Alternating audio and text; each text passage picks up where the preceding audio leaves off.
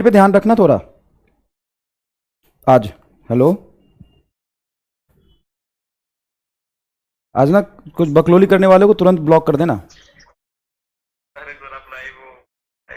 क्या? आप लाइव जा चुके हैं सर?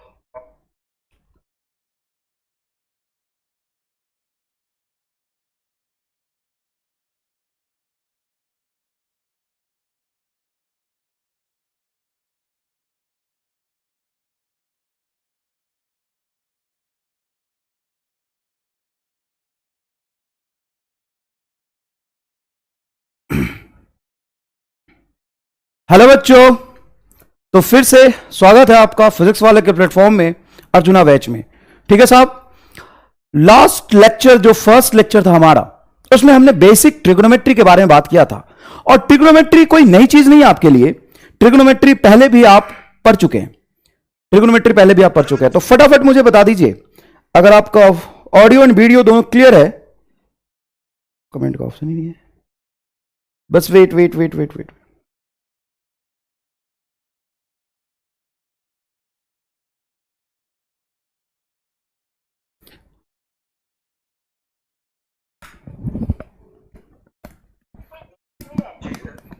हेलो,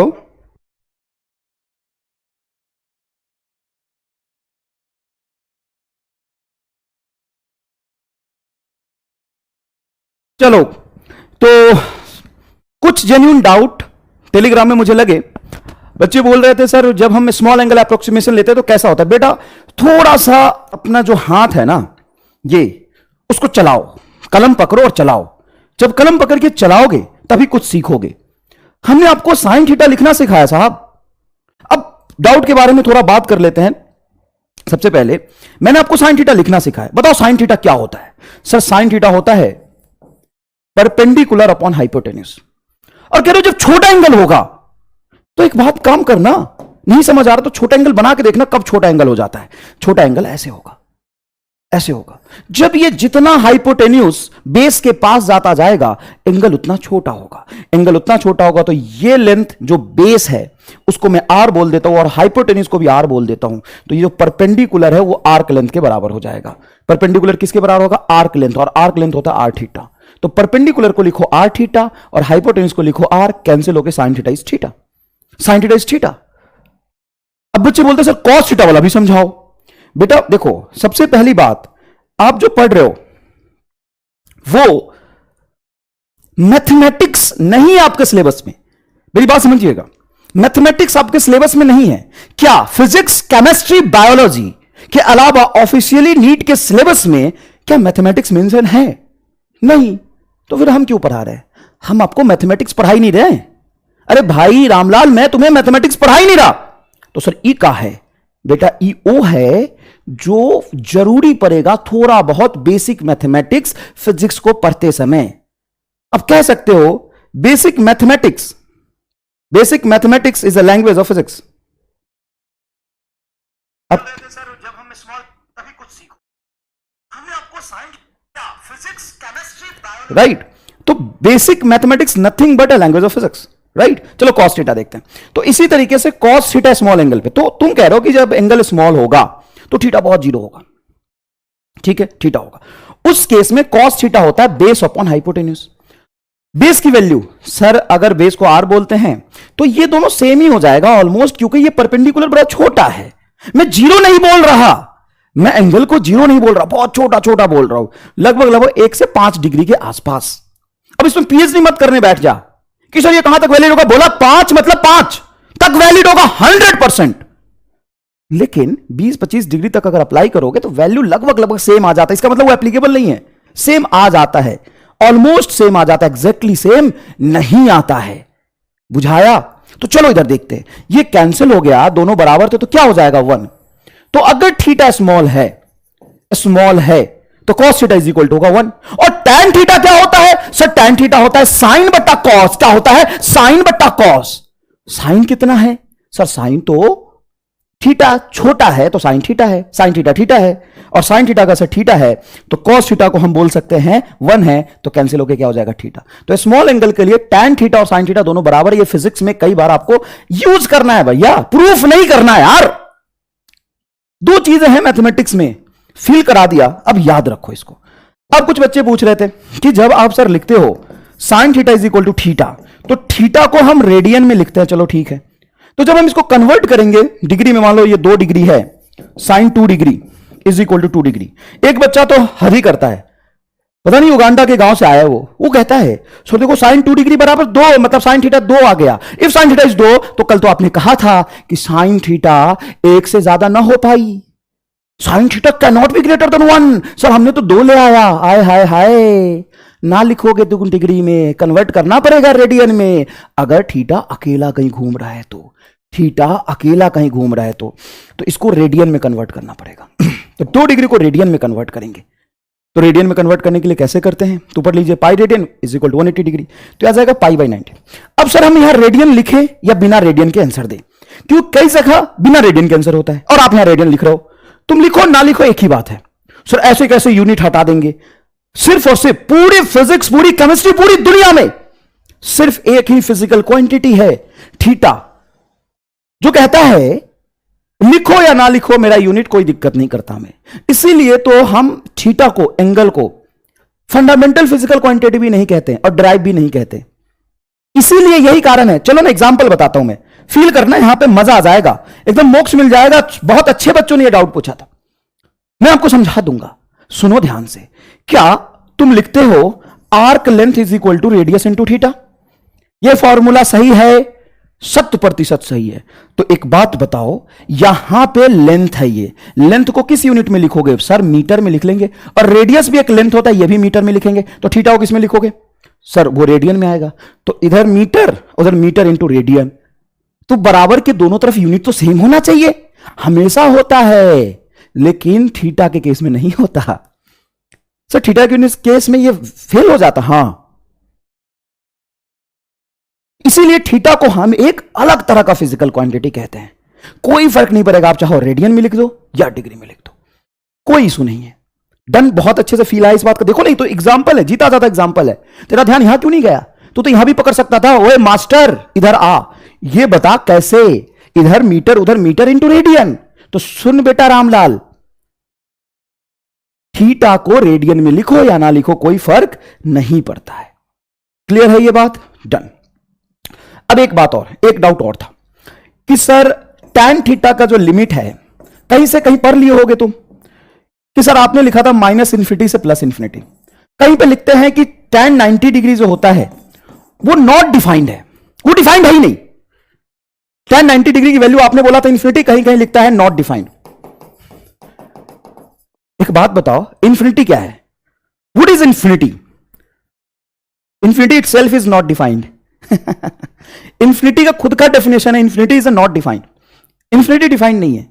मैं बच्चों से पूछता हूं, जब क्लास में पूछता हूं कि बताओ बेटा इन्फिनिटी का मतलब क्या होता है, बच्चा कहता है सर इन्फिनिटी का मतलब वो नंबर जो बहुत बड़ा हो ना। इन्फिनिटी का मतलब ये नहीं होता ये वो नंबर जो बहुत बड़ा हो। इन्फिनिटी का मतलब होता है किसी के कंपेयर में वो नंबर बहुत बड़ा हो। जैसे मैं ये कह सकता हूं बेटा 1 metre is infinitely large distance. Sir कैसे कह दोगे 1 मीटर तो ये रहा, इसको इनफाइनाइटली लार्ज कैसे कह देंगे? कह सकते हैं बेटा, जब मैं इसको कंपेयर करूंगा, फील करना इस बात को, 1 metre is infinitely large length, जब मैं इसको रेडियस ऑफ एटम से कंपेयर करूंगा। सॉरी साइन गलत लगा दिया। एक एटम की रेडियस एंगस्ट्रॉम में होती है, 10⁻⁻10 मीटर के ऑर्डर में। उसके कंपेयर में 1 मीटर तो बहुत बड़ा हो गया। तो 1 metre is very infinitely large number and 1 metre is very small. If I compare 1 metre in terms of radius of earth, तो बेटा ये मैथमेटिक्स है, तुम्हारे औकात से बड़ी चीज है ये, इसलिए तो तुम बायोलॉजी लिए हो। तो घबराना नहीं है, हिम्मत रखना है। तुम एक दिन में युगांडा की काली घाटी से जो रामलाल की जीवन जी रहे थे, अचानक से स्मार्ट नहीं बन जाओगे, अचानक से डॉक्टर नहीं बन जाओगे। डॉक्टर के लिए तुम्हें 2 साल का समय दिया गया है। संघर्ष करना है, फैलना नहीं है। संघर्ष करना, चीजें हम सीखेंगे, एक दिन में सीख जाएंगे क्या, एक साल में सीख जाएंगे क्या, नहीं, समय लगेगा, एक महीने में भी नहीं सीख सकते, एक हफ्ते में भी नहीं सीख सकते, समय लगेगा, और समय लगेगा, धीरे धीरे हम सीखेंगे। सुनना ध्यान से। Then 1 metre is infinitely small and 1 metre is infinitely large.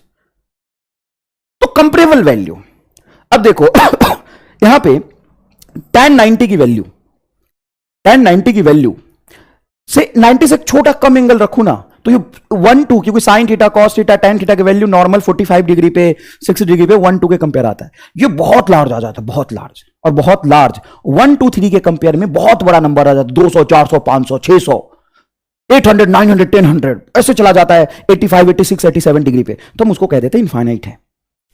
Infinite and non define एक ही चीज हो गया, अलग अलग नहीं है ये दोनों, है ना। तो असल में हम tan 90 की वैल्यू निकाल ही नहीं सकते ना, इतना लार्ज हो जाएगा वो। क्लियर है ये बात? चलिए, तो अब रिमेनिंग पोर्शन, आज का हमारा जो गोल है उसके बारे में बात कर लेते हैं। आज के गोल में डाउट हम बता दिया आपको, ग्राफ के बारे में हम बात करेंगे और बचा हुआ ट्रिग्नोमेट्री के सेक्शन के बारे में डिस्कस करेंगे। चलिए साहब, बचे हुए ट्रिग्नोमेट्री के बारे में हम डिस्कस करते हैं। ट्रिग्नोमेट्री, हमको पता है साइन थीटा का मैक्सिमम वैल्यू होता है 190 डिग्री पे। एक मैंने छोटा सा सवाल लिखा, बस बहुत ही छोटा सा सवाल है। If y is equal to sine theta and y is equal to sin theta, then maximum value of y and theta where y will be maximum. Maximum possible value y का क्या हो सकता है? वैसे तो ये पार्ट है differentiation का, ये पार्ट किसका है? डिफरेंशिएशन का। ये पार्ट है बेटा डिफरेंशिएशन का। चैट का ऑप्शन आज बंद ही कर दिया क्या इन्होंने? मैंने तो नहीं बोला था यार। एक मिनट रुक जाओ, मैं पूछता हूं।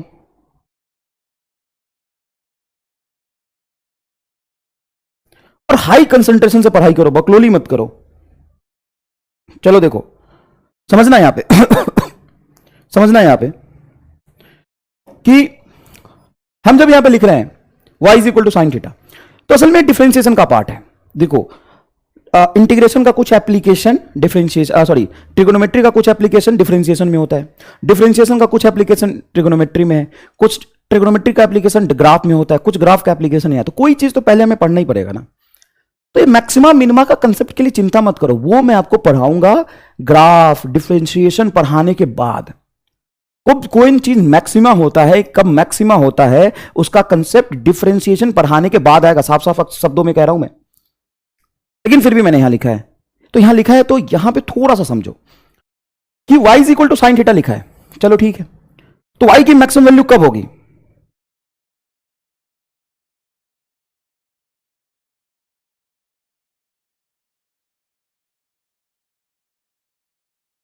क्या बनाया यार?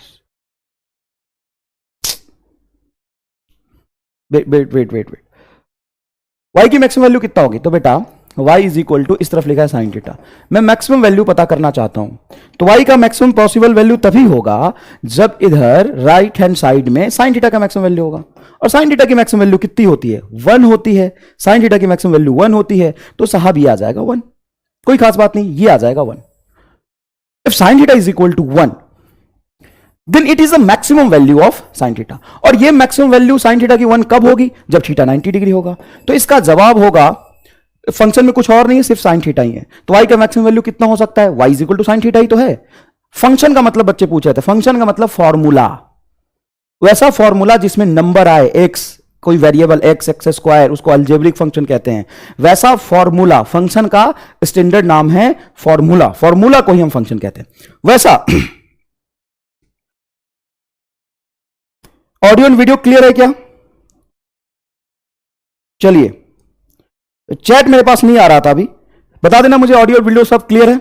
चलो देखो तो इसकी मैक्सिमम वैल्यू कितनी हो जाएगी साहब? इसकी मैक्सिमम वैल्यू हो जाएगी 1। बहुत आसान बात है, कोई खास बात नहीं है।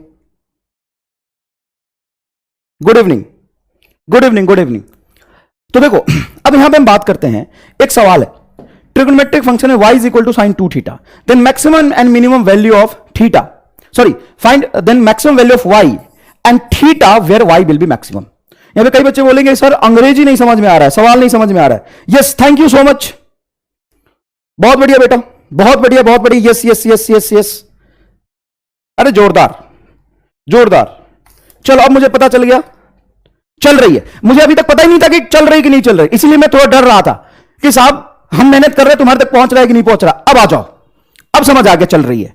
अभी तक मुझे पता नहीं चल रहा था, चल लेकिन सुन मेरी बात, समझ रहा था अभी, सुनो अब ध्यान से सुनना।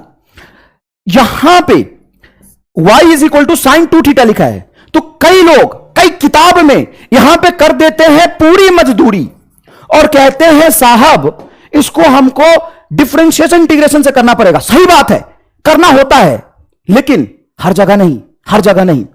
y is equal to sine 2 theta लिखा है, ये तो सिंपल ट्रिग्नोमेट्रिक रेशियो है, साइन 2 थीटा है, सिंपल लिखा हुआ, सिंपल साइन 2 थीटा है। एक ही लाइन में आंसर देख, यहां पे लगाते हैं mr स्टार, कोई मैक्सिमम मिनिमा का कंसेप्ट नहीं लगेगा, सिंपल ट्रिग्नोमेट्री का कंसेप्ट लगेगा। एक बात बताओ कि 2 थीटा को मैं अल्फा लिख सकता हूं क्या? हां सर, 2 थीटा को अल्फा माना, एज्यूम किया। अगर मैं 2 थीटा को अल्फा एज्यूम करता हूं तो ये फॉर्मूला क्या बनेगा सर? ये बनेगा y is equal to sine alpha. And sine alpha की वैल्यू मैक्सिमम कितनी हो सकती है सर? 1। साइन के अंदर ये एंगल ही तो है, 2 थीटा को मैंने अल्फा मान लिया। अब 2 थीटा को मैं रख के तुम्हें विजुअलाइज कराता तो दिक्कत होती, फील करना यहां पे। ये फिजिक्स में कई जगह पे यूज होता है, ये फिजिक्स में कई जगह पे यूज होता है। मैं अगर कह दूं 2 थीटा को अल्फा एज्यूम कर रहा हूं, तेरा नाम है घर का रोशन, सोना, मोना, टोना, लेकिन मैं तुम्हें क्या कहता हूं? रामलाल। मेरी मर्जी, मैं तुम्हें यही बोलूंगा, क्या कर लेगा बता? सर हमको अच्छा नहीं लग रहा, मैं तो कहूंगा। सर दुनिया क्या कहेगी? मैं तो यही कहूंगा, दुनिया जो भी बोले। तो नाम है, मैंने मान लिया। तो 2 थीटा को अगर मैं अल्फा मानता हूं तो ये हो जाएगा साइन अल्फा। अरे हां सर, साइन अल्फा। अब साइन थीटा हो, साइन अल्फा हो, साइन एक्स हो, साइन जीटा हो, साइन बीटा हो, साइन गामा हो, साइन रामलाल हो, यहां पे रामलाल को रख दूं मैं, साइन रामलाल, साइन एमआर। अब तू एंगल को किसी नाम से भी लिख सकता है बे। तो साइन के साथ जो एंगल आता है, इस पूरे ट्रिग्नोमेट्रिक फॉर्मूला का वैल्यू क्या होता है? मैक्सिमम की बात करूं तो 1। तो y का मैक्सिमम वैल्यू क्या होगा? 1। कब? साइन थीटा की मैक्सिमम वैल्यू कब होती है? 1। जब यहां पे अल्फा 90 डिग्री होगा। अच्छा सर, और अल्फा है क्या? अल्फा को तुमने तो माना था ना सर, अल्फा 2 थीटा, तो रख दो 2 थीटा इज इक्वल टू 90, तो थीटा इज इक्वल टू 45। एक पेज लगा देते हैं साहब 45 प्रूफ करने के लिए। कहां भाई, कहां घूम रहे हो? काहे?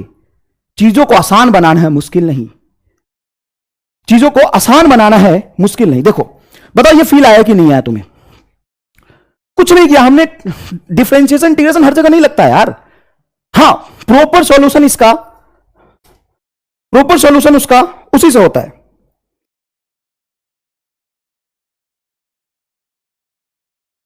हां,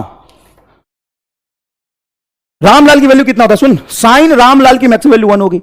तो साइन के अंदर जो थीटा है ना, उसको, ये जो थीटा यहां पे रखते हैं, इसको अल्फा बोल, बीटा बोल, गामा बोल, जीटा बोल। Sine alpha, sine beta, sine gamma, sine zeta, कुछ भी लिखेगा। साइन कोई भी एंगल रख, इसका मैक्सिमम पॉसिबल वैल्यू तो नहीं होगा। तो साइन अल्फा का मैक्सिमम वैल्यू कितना होगा? 1। कब? जब ये अल्फा हो जाएगा आपका 90 डिग्री। और अल्फा हम कितने माना था? 2 थीटा। तो इसको रख दे 2 थीटा बराबर 90, तो थीटा बराबर 45। बहुत इजी है क्या? कितने लोगों को समझ आया? कितने लोगों को समझ आया? मजा आया? अरे जोरदार, ठीक है, वाह यार, मजा आया। आज एकदम मोक्ष दिला दूंगा तुम्हें। चल आगे देखते हैं। अब अगर मान लो कि साइन और कॉस के एडिशन में कोई फंक्शन हो, क्या हो? साइन और कॉस के एडिशन में कोई फंक्शन, जैसे यहां पे लिखा है y is equal to A sine theta. Sir a क्या है सर? ए कुछ नहीं भाई, साइन थीटा कब तक अकेला रहेगा? उसके साथ किसी एक नंबर से मैंने मल्टीप्लाई कर दिया। एक वेरिएबल है जो 2, 4, 6, 10, 20 कुछ भी हो सकता है, लिख दिया। अब y की मैक्सिमम वैल्यू कौन से एंगल पे होगी? क्या 90 डिग्री पे होगा? सर 90 डिग्री पे साइन मैक्सिमम हो जाएगा, लेकिन कॉस तो मिनिमम हो जाएगा। तो अब यहां पे मैं डिफरेंशिएशन लगाना ही पड़ेगा, जो मैं प्रूफ करूंगा डिफरेंशिएशन पढ़ाते समय। लेकिन यह सवाल कई बार ट्रिग्नोमेट्री में आ जाता है, और यही आता है, एक ही सवाल आएगा। 20 बार फिजिक्स में पूछा जाएगा एक ही सवाल। समझ में आया? तो क्या होता है बेटा, समझने की कोशिश करो। फिजिक्स, नीट फिजिक्स, हमें बहुत सारी चीजें समझना है, बहुत समझाऊंगा फिजिक्स, लेकिन कुछ मैथमेटिक्स की जो बातें हैं वो आपको याद रखना होगा थोड़ा सा। ये मैं प्रूफ भी करूंगा, मना नहीं कर रहा, लेकिन मैं प्रूफ करूंगा डिफरेंशिएशन पढ़ाने के बाद। अभी तक के लिए तुम्हें ये याद रखना है, मैं एक वर्ड लिखूंगा यहां पे, मैं एक वर्ड लिखूंगा यहां पे, RATTA, मतलब ये हमें याद रखना है। अब जब इसकी एप्लीकेशन होगी, जरूरत होगी, तो हर बार याद थोड़ी ना करेगा यार, हर बार प्रूफ थोड़ी ना करेगा। हर बार डिफरेंशिएशन से निकालेगा क्या?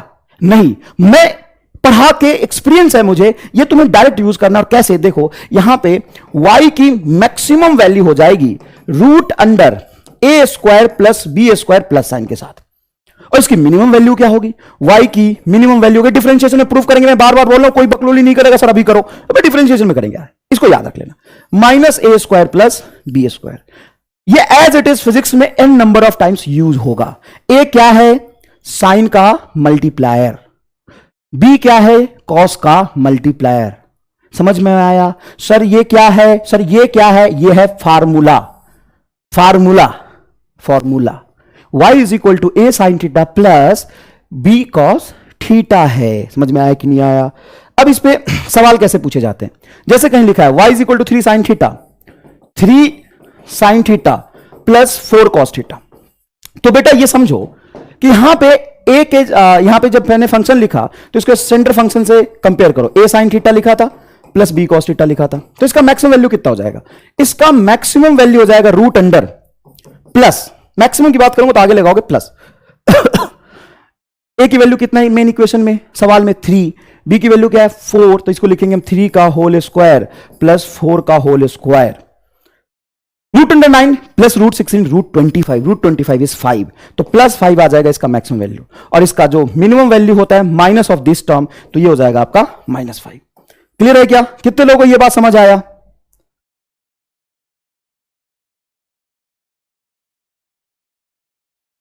डन? ये समझ आ गया बेटा? ठीक है, बहुत बढ़िया बेटा चलो अब अपन आगे देखते हैं।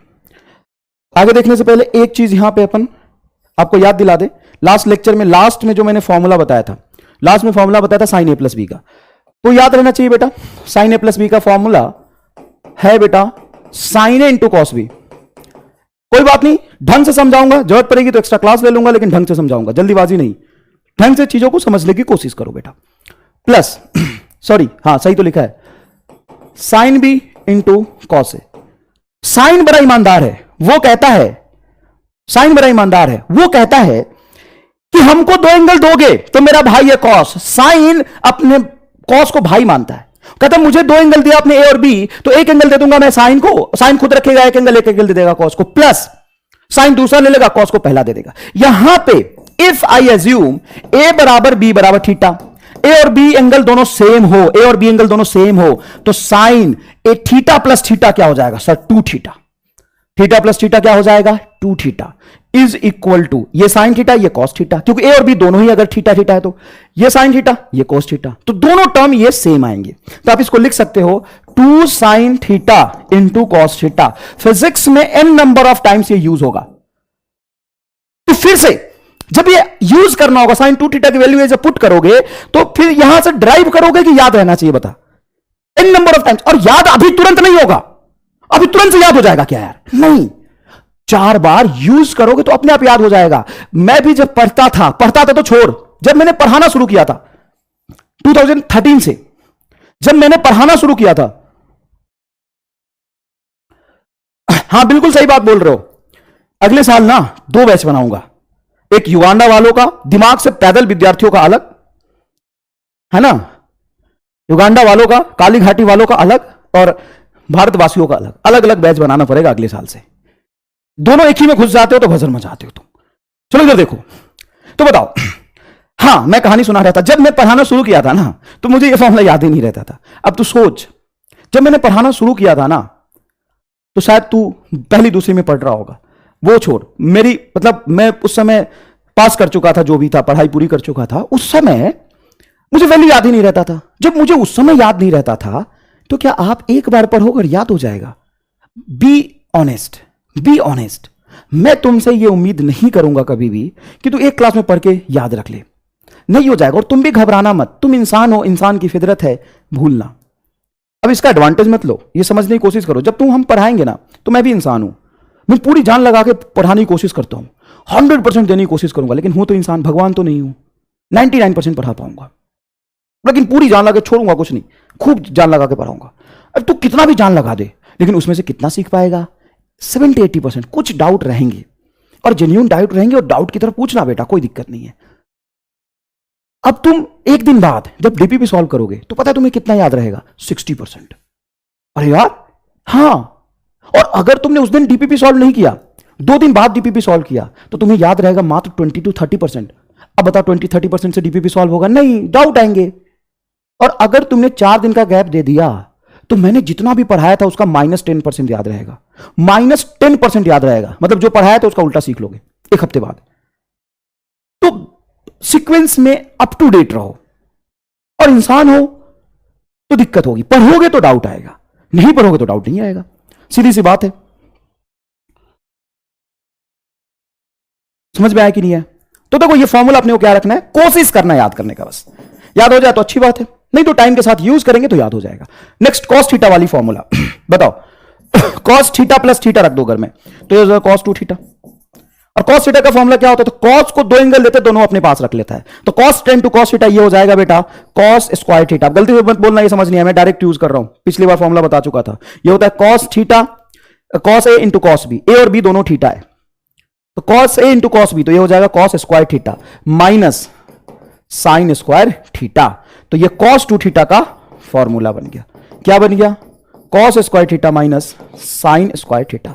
तो cos square theta minus sine square theta होता है ये। अच्छा, cos square theta plus sine square theta क्या होता है? तो ये मैंने बताया था, ये 1 होता है, आपने यूज भी किया था, ये 1 होता है, राइट। अब चलते हैं नेक्स्ट, समझने की कोशिश कीजिएगा। यहां पे कुछ फंक्शन चेंज की बात होती है। अब फंक्शन चेंज की ओरिजिन कहां है और इसकी जरूरत कितनी है? तो सबसे पहली बात, इसकी जरूरत नहीं है। सर क्यों सर? इसकी जरूरत मात्र 1-2-3% सवाल में आएगी, कोई खास नहीं है जरूरत, लेकिन फिर भी 1-2-3% को भी हमें नहीं छोड़ना, में समझना है। सर इसकी जरूरत क्यों नहीं पड़ेगी? क्योंकि मैंने आपको 0 से 180 डिग्री का तो वैल्यू याद ही करा दिया है। अब इसकी जरूरत पड़ेगी तुम्हें, मान लो यहां पे जरूरत पड़ रही साइन 120 डिग्री की वैल्यू निकालने के लिए, साइन 120 डिग्री। तो बच्चे कहते हैं साइन 120 डिग्री को मैं 2 into 60 लिख लूं ना? हाँ, क्या है 120 डिग्री? देखो 90 से कितना आ गए, यही तो MR स्टार मैंने बताया था कल तुम्हें। सोच के आंसर दो। दुनिया भर में इसकी कैलकुलेशन कराते हैं, इसको सॉल्व करने के कई तरीके हैं, कई तरीके हैं। पहला तरीका यह है कि साइन 120 को 90 + 30 लिख सकते हैं, 90 + 120 को 90 + 30 लिख सकते हैं, फिर साइन A + B का फॉर्मूला लगा देना। दूसरा तरीका है साइन 120 को 2 into 60 लिख देते हैं और फिर साइन 2 थीटा का फॉर्मूला लगता है ना। MR स्टार क्या कहता है? MR स्टार कहता है कि ये देखो 90 से कितना आगे है, 90 से कितना आगे सर? 30 डिग्री आगे, 90 + 30 120। तो 90 से 30 डिग्री पीछे की वैल्यू हमें पता है, 90 से 30 पीछे कितना होता है सर? 60। तो साइन 60 और साइन 120 बराबर होता है, तो साइन 60 होता है √3/2, तो आंसर √3/2। जरूरत पड़ती है tan 125 degree, 135 degree, cos 50 degree, वो सॉरी 150 डिग्री। अब बच्चा पूछता है कि सर साइन 17 डिग्री की वैल्यू बताओ। वे क्यों, क्या करेगा साइन 17 डिग्री की वैल्यू जान के? रिसर्च करना है क्या तुम्हें साइन थीटा कॉस थीटा पे? पूछेगा ही नहीं, एम्स में भी नहीं पूछता। तुम्हें वैल्यू याद रहनी चाहिए, जो स्टैंडर्ड है वही, जो स्टैंडर्ड है वही याद रखनी है। और मैंने तुम्हें यह बताया है, आओ देखते हैं cos 150 डिग्री। तो तुम्हें कोई फॉर्मूला नहीं लगाना यार, कोई फंक्शन चेंज नहीं समझना, कोई दिक्कत नहीं है। MR स्टार है तेरे पास। क्या कहता है MR स्टार? MR स्टार कहता है कि 150 90 से कितना आगे होगा? 90 से +60 होगा आगे, 90 + 60 150। तो 90 - 60 कितना होगा सर? 30। तो जो 30 की वैल्यू होगी वही cos 150 होगी। cos 30 कितनी होती है? cos 30 होता है √3/2। तो आप यहां पे लिख सकते हैं √3/2, लेकिन cos थीटा सेकेंड क्वाड्रेंट में माइनस हो जाता है, आंसर आ गया। अच्छा सोचो, tan 135, what is the value of tan 135? तो पहले यह सोचो कि 90 से कितना आगे है सर? 45 डिग्री। आए दादा, 90 से 45 डिग्री आगे है, तो 90 से 45 पीछे जा, 45 45 and tan 45 is 1 and tan 135 is -1। tan theta और cos थीटा सेकेंड क्वाड्रेंट में निगेटिव होता है। अब कई लोग कहते हैं सर क्यों होता है? रट लेना यार, मैथमेटिक्स थोड़ी ना पढ़ना है, वो भी बताऊंगा क्यों होता है, चिंता मत कर, सब बताऊंगा, कोई खास बात नहीं है। अच्छा यहां पे समझो एक चीज, जैसे मैं लिखता हूं √3/2 इज इक्वल टू √3/2, मेरी मर्जी, मैंने लिख लिया। एक चीज समझा रहा हूं, समझना। सर लिख तो लिया, लेकिन इसमें बताओगे क्या? सुनो, √3/2 क्या साइन 60 की वैल्यू है? हाँ सर, साइन 60 की वैल्यू होती है √3/2। क्या √3/2 cos 30 की भी वैल्यू है? हाँ, मतलब साइन 60 एंड cos 30 इक्वल होता है। इक्वल होता है। अच्छा, 60 डिग्री को क्या मैं लिख सकता हूं? 60 डिग्री की वैल्यू साइन के अंदर जो 60 डिग्री है उसको मैं लिख सकता हूं 90 - 30। यस, मैं लिख सकता हूं 90 - 30 इज इक्वल टू cos 30। अब इसको ढंग से देखो, ढंग से देखो कि साइन 90 - 30 cos 30 होता है। ये तो मैंने वहां से ऊपर से लेके आया ना, ये तो प्रूफ ही कर रहा हूं ना, पूरा फील करा रहा हूं, पूरी फील करा रहा हूं, लेकिन अल्टीमेटली तुम्हें याद ही रखना है, लेकिन फील करा रहा हूं। देख मेरी बात, √3/2 √3/2 दोनों इक्वल लिख दिया। अब मेरी बात सुनना, sine 90 - 30 is equal to cos 30। अगर मैं कोई यहां पे थीटा लिख दूं, थीटा लिख दूं, तो यहां पे थीटा आएगा। तो 90 डिग्री क्या करता है, साइन को कॉस में चेंज कर देता है। जैसे यहां पे लिख दूं मैं साइन 90 डिग्री माइनस थीटा, तो बेटा ये cos थीटा हो जाता है। सर कैसे, हमको नहीं आया? अरे रामलाल, यही तो प्रूफ किया यहां पे। देखो साइन 90 - 30 है तो cos 30 हुआ है। तो उसी तरीके से साइन का फंक्शन cos में कन्वर्ट हो जाता है अगर इस तरह का फॉर्मेट लिखा हो तो। मतलब 90 डिग्री क्या करता है, फंक्शन को चेंज करता है। सर किसका फंक्शन किस में चेंज होता है, यह कैसे याद रखना है? तो आइए मैं बताता हूं। यहां पे देखिए, यह ट्रिग्नोमेट्री फंक्शन चेंज, इसमें आपको याद रखना है कि जो साइन थीटा है वो कन्वर्ट होता है cos थीटा में, और cos थीटा कन्वर्ट होता है साइन थीटा में। tan थीटा कन्वर्ट होता है sec थीटा में, और sec थीटा cot थीटा में, और cot थीटा कन्वर्ट होता है tan थीटा में। cot थीटा कन्वर्ट होता है tan थीटा में।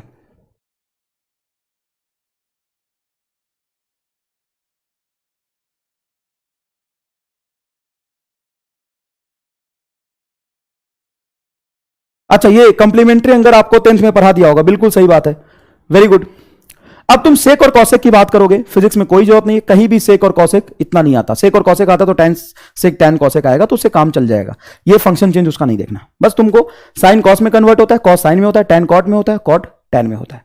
और ये वाला जो वर्टिकल लाइन होता है 90 डिग्री और 270 डिग्री, यही फंक्शन चेंज करता है, bill change function, bill change function. ये जो होता है 180 डिग्री और 0 degree, bill not change function, bill not change function, ये फंक्शन को चेंज नहीं करता है। अब फर्स्ट क्वाड्रेंट में जितने भी ट्रिग्नोमेट्रिक रेशियो होते हैं सारे पॉजिटिव होते हैं, तो इसको आप ऐसे याद रखते हैं, ऐड शुगर टू कॉफी, इसमें सारे ट्रिग्नोमेट्रिक फंक्शन ऑल पॉजिटिव।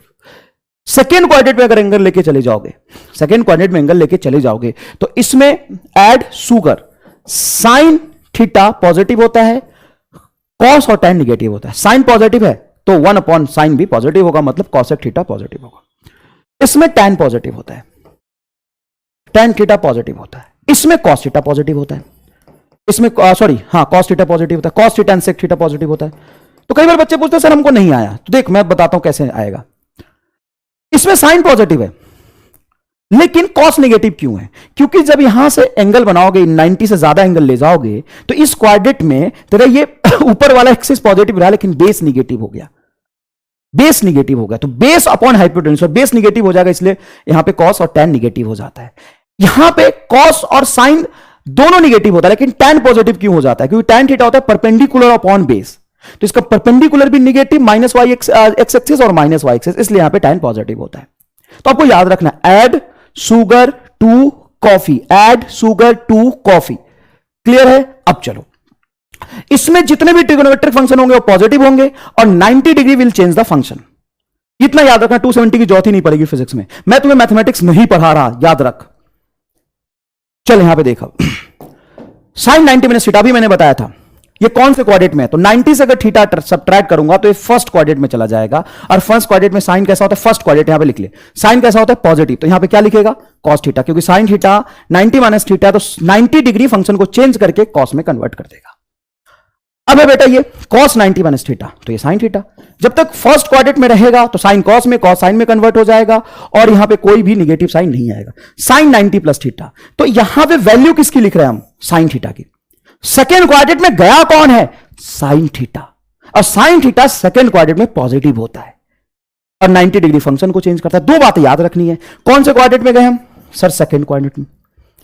कौन गया सेकंड में? सर ये साइन में 90 प्लस थीटा किया, मतलब यहां से कुछ एंगल बन रहा होगा थीटा, ये 90 प्लस थीटा, तो आप सेकंड क्वाड्रेंट में चले गए सर। और सेकंड क्वाड्रेंट में साइन पॉजिटिव होता है, तो ये रिजल्ट पॉजिटिव रहेगा। ठीक है सर। और 90 डिग्री फंक्शन को चेंज करता है, 90 माइनस थीटा हो या 90 प्लस थीटा हो, तो ये क्या हो जाएगा आपका cos theta, cos 90 plus theta. तो सेकंड क्वाड्रेंट में गया कौन है? कॉस। रिजल्ट से हमें नहीं देखना, ऐसा मत बोलना कि सर ये कॉस थीटा आपने लिखा है, कॉस थीटा सेकंड क्वाड्रेंट में नेगेटिव होता है। हमें कॉस थीटा की वैल्यू निकालनी थी क्या? नहीं, हमें कौन सेकंड क्वाड्रेंट में जाता हुआ दिख रहा था? Sine 90 plus theta. ये सेकंड क्वाड्रेंट में गया, ये थोड़ी ना गया है। अब यहां पे देख, ये थोड़ी ना गया, ये सेकंड क्वाड्रेंट में कौन जा रहा है? कॉस। सेकंड क्वाड्रेंट में कौन जा रहा है? कॉस। कॉस जब सेकंड क्वाड्रेंट में जाएगा तो क्या बनेगा बोलो? निगेटिव बनेगा सर। और 90 डिग्री फंक्शन को चेंज कर देगा तो कॉस क्या बन जाएगा? Sine theta. Done. 180 degree function को चेंज नहीं करता, और ये कौन से क्वाड्रेंट में जाएगा? 180 माइनस थीटा, ये सेकंड क्वाड्रेंट में। और सेकंड क्वाड्रेंट में समझिएगा प्लीज, साइन थीटा पॉजिटिव होता है और 180 डिग्री फंक्शन को चेंज नहीं करता, तो साइन साइन में ही रहेगा। कॉस 180 माइनस थीटा क्या रहेगा? तो 180 डिग्री फंक्शन को चेंज नहीं करता, ये कॉस थीटा रहेगा, लेकिन सेकंड क्वाड्रेंट में कॉस गया इसलिए माइनस हो जाएगा। सर सेक और कॉसेक का बताओ क्या करोगे? फिजिक्स में अगर जरूरत पड़ी तो मुझे बताना कि सर आपने वहां नहीं बताया था। कहीं जरूरत नहीं पड़ेगी, पूरे 11th और 12th के फिजिक्स में तुमको इतना ही याद रहना चाहिए बस। कितने लोगों को यह कहानी समझ और नहीं आएगी? अभी तुम कभी गलती करोगे, कोई दिक्कत नहीं है।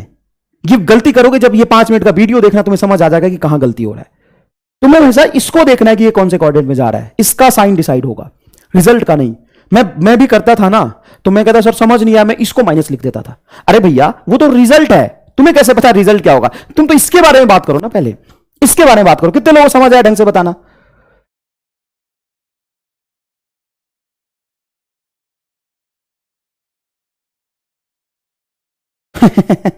कौन है ये? कह रहा है what is the theta greater than 90 degree? 135 90 degree से बड़ा है बे, रामलाल है क्या एकदम? 100 डिग्री 90 डिग्री से बड़ा होता है, 150 डिग्री 90 डिग्री से बड़ा होता है। समझ में आया कि नहीं है? अब देखो थीटा की एक और बात, जब आप थीटा मेजर करते हैं तो हमेशा रेफरेंस लेते हैं। जैसे कोऑर्डिनेट एक्सिस पढ़ा होगा ना, ओरिजिन 0 पे लेते हो, आगे जाते हो तो पॉजिटिव लेते हो, पीछे जाते हो तो निगेटिव लेते हो।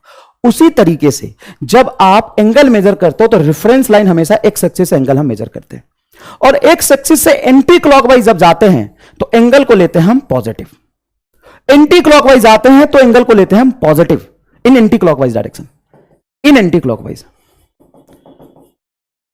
और जब तुम क्लॉकवाइज जाओगे तो एंगल को लोगे निगेटिव, माइनस एंगल लेते हैं। क्लॉकवाइज डायरेक्शन में जब हम एंगल को मेजर करते हैं तो उसको हम निगेटिव लेते हैं, एक्स एक्सिस से निगेटिव डायरेक्शन में। ये रेफरेंस है। जैसे आप यहां पे ओरिजिन डिसाइड करते हो, इसको बोलते हो 0,0 और आगे पॉजिटिव एक्स एक्सिस और नीचे माइनस एक्स एक्सिस। उसी तरीके से ये बात आपको याद रखना है कि हम ओरिजिन एक्स एक्सिस को लेते हैं, और यहां से जब हम ऊपर जाते हैं एंटी क्लॉक में, तो एंटी क्लॉकवाइज में थीटा हम पॉजिटिव लेते हैं और क्लॉकवाइज में निगेटिव लेते हैं। अगर मैं यहां पे ये ट्रायंगल बना दूं, क्या बना दूं साहब? ये ट्रायंगल बना दूं, देख ये ट्रायंगल बना दूं, और यहां से थीटा मैंने मेजर किया, तो ये क्या हो जाएगा? Minus theta. माइनस 30 डिग्री जो होगा वो एक्स एक्सिस से पीछे मेजर होगा, और प्लस 30 डिग्री ऊपर मेजर होगा। क्लियर है ये बात? तो देखो अब इस कोऑर्डिनेट में कॉस थीटा होता है पॉजिटिव, और टैन थीटा एंड आप जानते हैं साइन थीटा दोनों है निगेटिव, दोनों है निगेटिव। ठीक है सर, दोनों निगेटिव है। तो यहां से एक बात बताओ, अगर मैं लिखूं cos minus theta, cos minus 30 degree रखूं या माइनस 60 रखूं, है ना? यहां पे फोर्थ कोऑर्डिनेट में यहां से एंगल मेजर कर रहा हूं, वो एंगल ऑब्वियस 90 से कम रहेगा, तभी ये फोर्थ कोऑर्डिनेट में रहेगा। तो फोर्थ कोऑर्डिनेट में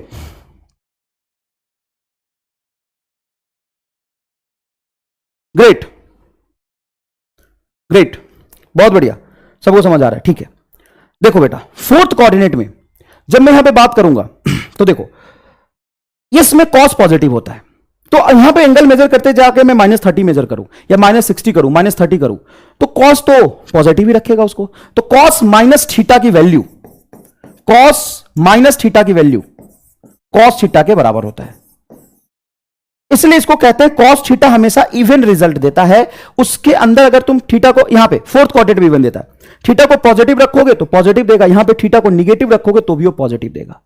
समझ में आई ये बात? टैन थीटा साइन थीटा की बात करते हैं, तो साइन माइनस थीटा है ना, एक्स एक्सिस से पीछे जाके मेजर करोगे थीटा, तो फोर्थ क्वाड्रेंट में चला जाएगा, और फोर्थ क्वाड्रेंट में साइन निगेटिव होता है, तो इसको लिखोगे आप माइनस साइन थीटा।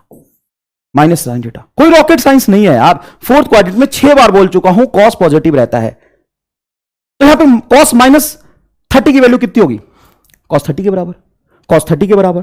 तो यहां पे कुछ वैल्यूज निकालनी थी हमें, कहां गया वो, यहां पे कुछ वैल्यूज निकालना था हमें, ये रहा, जैसे माइनस साइन 30, तो इसको लिख सकते हो आप माइनस साइन 30।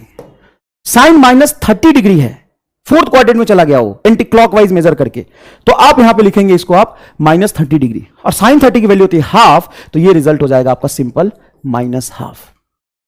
क्लियर है?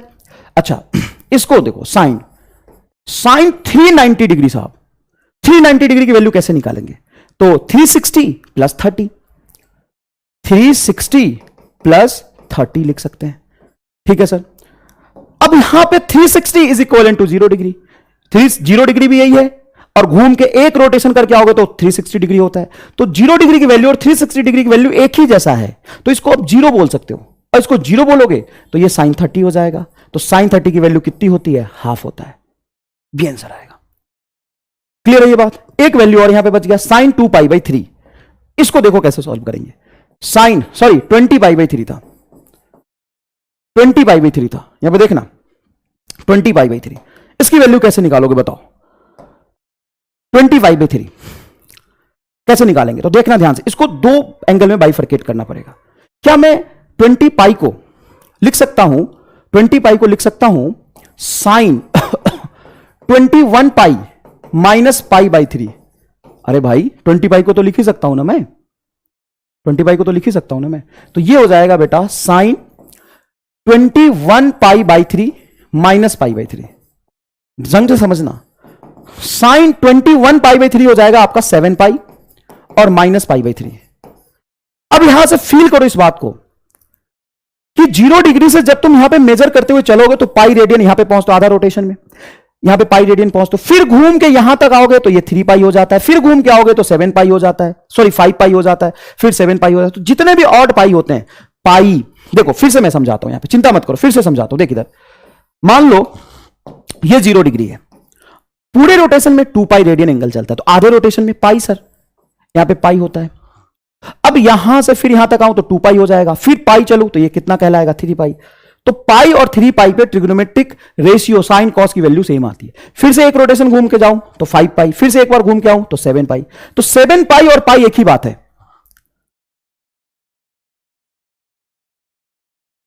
21 कैसे, अरे भाई 20 पाई है, 20 पाई है, तो 20 पाई को मैं लिख सकता हूं 21 पाई माइनस पाई, तो 21 पाई माइनस पाई इज 20 पाई, तो ये 20 पाई या 21 माइनस पाई एक ही बात हुआ ना, जोड़ घटाव पर के नहीं आया क्या बे, सब्ट्रैक्शन एडिशन नहीं आता तुम्हें, तो ये इसको मैं पाई लिख सकता हूं, तो ये होगा साइन पाई, पाई मतलब 180 डिग्री, और 180 डिग्री फंक्शन को चेंज नहीं करता है, ये कौन से क्वाड्रेंट में जाएगा, पाई माइनस थीटा मतलब सेकंड, सेकंड में ये पाई मतलब 180 डिग्री फंक्शन को चेंज नहीं करता है, तो सिंपल हो जाएगा साइन पाई बाई 3, और साइन पाई बाई 3 की वैल्यू कितनी होगी, साइन पाई बाई 3 की वैल्यू, सर पाई बाई 3 मतलब 60 डिग्री √3/2, इसीलिए मैंने वहां से रेडियन से डिग्री और डिग्री से रेडियन में कन्वर्ट करने का सवाल आपको कराया था। यह सवाल घर पे जाके एक बार कलम चलाओगे, खुद करोगे, तभी वो समझ आएगा, अपने आप ये समझ नहीं आएगा।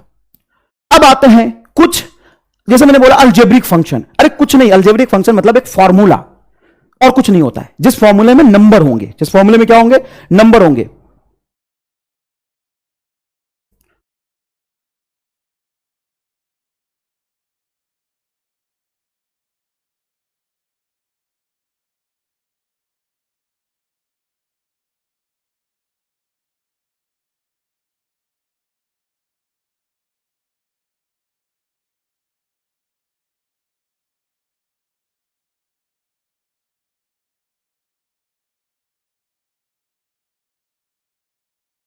कितने लोगों को ये समझ आ गया ढंग से, एक बार बता दीजिए तो, कितने लोगों को ये समझ आ गया, एक बार ढंग से बताइए।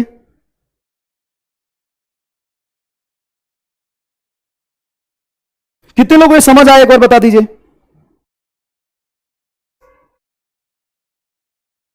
कितने लोगों को समझ में आ गया, यस यस लिख के बता दीजिए प्लीज।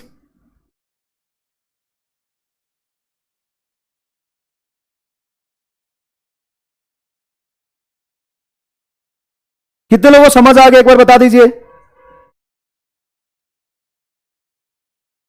चलो देखो, ये अलजेब्रिक फंक्शन है।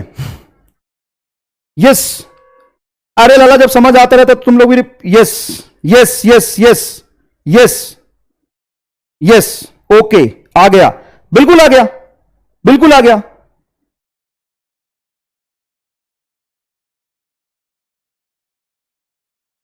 डन, यस सर, बिल्कुल समझ आएगा। और ये जो नो लिख रहा है ना, अरे कलम चला, थोड़ा सा अपने चैट पे कम ध्यान देके कलम चला। समझ में आया कि नहीं? यस सर, बिल्कुल समझ आएगा, कोई दिक्कत नहीं है, बहुत आसान है। अबे 10वीं क्लास में प्रमोट हो गए हो, तुम फेल होने वाले थे, यहां पे गलती से समझ आए हो। और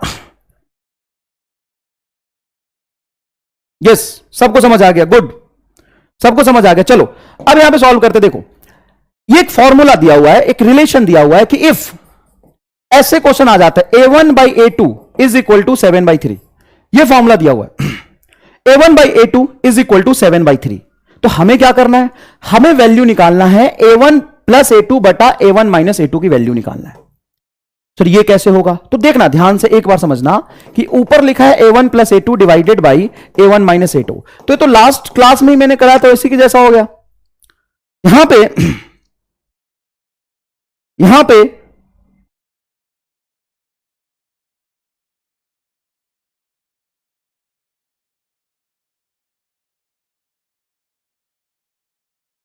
चलो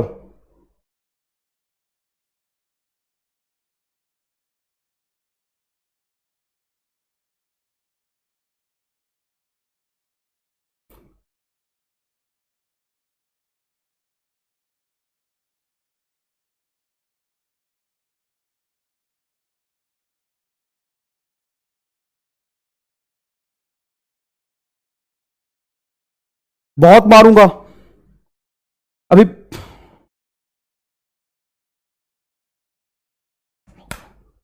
अभी बताता हूं, तू रुक, अभी बताता हूं।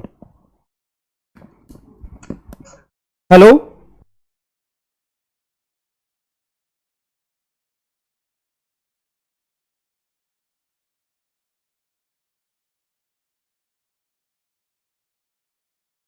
जाएगा अभी 2 मिनट में, तुम्हें यहां पे बकलोली करने आओ ना तुम, पता चल जाएगा। देखो इधर कोई खास बात नहीं, देखो a1/a2 इज इक्वल टू 7/3 है, तो मैं ये नहीं कह सकता कि a1 की वैल्यू 7 है, क्योंकि ये रेशियो डिवाइन है। एक ही फॉर्मूला दिया, देखो बेटा ये एक ही फॉर्मूला है, a1/a2 इज इक्वल टू 7/3, एक ही फॉर्मूला है ये, a1/a2 इज इक्वल टू 7/3, एक फॉर्मूला है। और एक फॉर्मूले में कितने अननोन है? 2, a1 और a2। तो हम a1 की वैल्यू 7 नहीं ले सकते, लेकिन याद रखना जब हम रेशियो गिवन हो और रेशियो निकालना हो तभी सिर्फ हम ऐसा लिख सकते हैं कि इफ a1 इज 7 तो हम मान सकते हैं कि a2 क्या है? 3 है। If a1 is 7 then a2 is 3। हमेशा ऐसा कर सकते हैं, और ऐसे फिजिक्स में फॉर्मूला कई बार आते हैं। आपको क्या करना है, आपको क्या करना है, यहां पे समझना है कि a1 को 7 और a2 को 3 रखना है, तो a1 को 7 रख दीजिए, 7 plus 3 divided by 7 minus 3, 7 plus 3 is 10 और 7 माइनस 3 इज 4, तो 10/4 is equal to 5/2 is the correct answer. क्या हो जाएगा आंसर? 5/2 आंसर आ जाएगा। क्लियर है, कोई खास बात नहीं है। अब चलिए यहां पे देखते हैं रूट अंडर i1, अब ये उल्टा दे दिया है, देखना थोड़ा, root under i1 by root under i2 divided by root under i1 minus root under i2 is equal to 5/3, is equal to 5/3। Then what? Then find, समझिएगा please, then find i1 by i2। अब ये देख के घबराना नहीं है तुम्हें, बिल्कुल भी नहीं घबराना, 2 ही लाइन में आंसर निकाल दूंगा, 2 ही लाइन में आंसर निकाल दूंगा, बिल्कुल नहीं घबराना।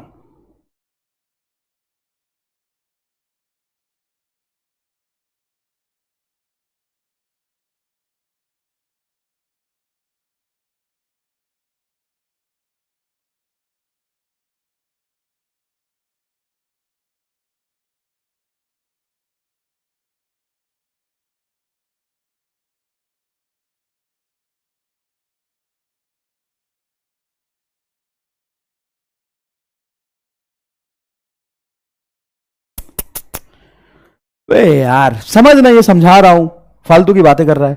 Root under i1 plus root under i2 divided by root under i1 minus root under i2 is 5/3, then 5 i1 by i2। अब रूट i1 से तो मैं सीधा ये रूट हटा नहीं सकता क्योंकि ये बीच में प्लस है, है ना, रूट को उस तरफ ले जाते तो स्क्वायर हो जाता है, लेकिन कॉमन रूट हो तब ना, ये रूट i1 है, ये रूट i2, तो ढंग से समझना, मैं क्या करता हूं कि इसको सॉल्व करने के लिए let root i1 is x, root under i1 को x मान लेता हूं एंड रूट अंडर i2 को मैं y मान लेता हूं, कोई बुराई नहीं है। तो इसको जब मैं x रखूंगा तो सिंपल ये हो जाएगा x plus Y divided by root i1 को मैंने x बोल दिया, divided by x minus Y is equal to 5/3। अब इसको कर दो तुम क्रॉस मल्टीप्लीकेशन, इसको कर दो बेटा क्रॉस मल्टीप्लीकेशन, ठीक है। क्रॉस मल्टीप्लीकेशन बहुत सिंपल वर्ड है, कंपोनेंट एंड डिवाइड आपको नहीं सीखना, सीधा क्रॉस मल्टीप्लीकेशन करो, 3 यहां जाएगा तो ये बनेगा 3x plus 3y is equal to 5x minus 5y।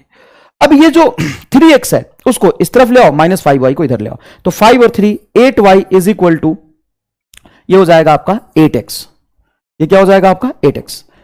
सही सॉल्व किया बेटा, 3x प्लस 3y और ये होगा 5x माइनस 5y, 5y को इस तरफ ले आइए तो 5y, अच्छा गलत हो गया, ये माइनस 5y आएगा तो 8y हो जाएगा, और ये 5x में से इधर 3x जाएगा तो ये हो जाएगा 5x माइनस 3x 2x, तो x बाई y, y को नीचे ले आइए तो ये आ जाएगा आपका 4, x by y is equal to आ गया 4।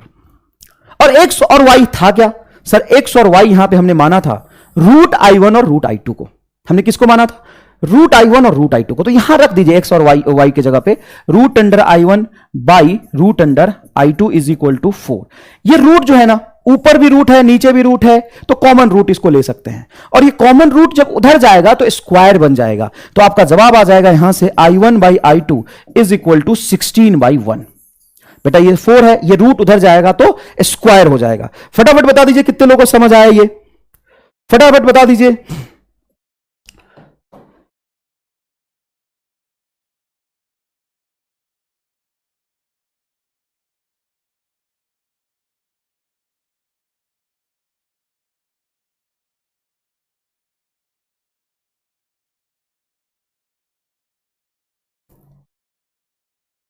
नहीं आया समझ, कोई बात नहीं,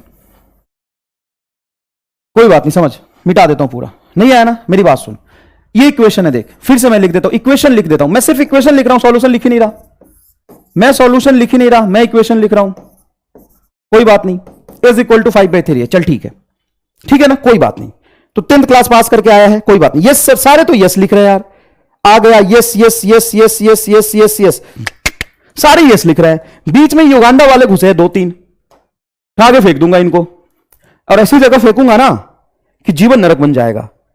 अरे सबको समझ आएगा, चैट देख के शर्म कर। Yes very good, yes yes, chat देख के शर्म करो यार, बाकी लोग आ गया, जिनको नहीं आया था ना, सुनो, आज ही जाके पिताजी से बोलना, पैर पकड़ लेना, उन्हीं के बेटे हो, माफ कर देंगे, बोलना कि मैं महामूर्ख हूं, मेरे से नहीं हो पाएगा ये सब, मेरे लिए एक ठेला खरीद दे, चाय बेचूंगा मैं। और अभी से चाय बेचना शुरू करोगे ना तो 2 साल में कुछ पैसे जमा कर लोगे, कमा भी लोगे। कहां पढ़े हो, और मेडिकल करने में 5 साल लगते हैं डॉक्टर बनने में, अभी का 2 साल ले लो, अभी का 2 साल ले लो और बाकी 5 साल, तो 8 साल हो गए। अगर तू सोच 8 साल तक चाय बेचेगा, या आजकल नारियल बहुत चल रहा है, कोरोना में नारियल बहुत बिक रहा है, तो नारियल खरीद ले, 500 रुपए ले घर वालों से, नारियल खरीद पे ठेला लगा और निकल जा, नारियल बेच, और 8 साल तक नारियल बेचेगा ना तो बहुत पैसे कमा लेगा। तो हर आदमी को अपने कैपेबिलिटी के रॉन्ग काम करना चाहिए, अपने कैपेबिलिटी के अकॉर्डिंग काम करना चाहिए। तो तेरी कैपेबिलिटी औकात इतनी है तो यही कर सकता है, तो कोई बात नहीं। और ठेला बेच बेच के लोग करोड़पति बन जाते हैं भाई, सॉरी ठेला पे नारियल बेच बेच के, तो कोई दिक्कत नहीं है यार, कोई दिक्कत नहीं है।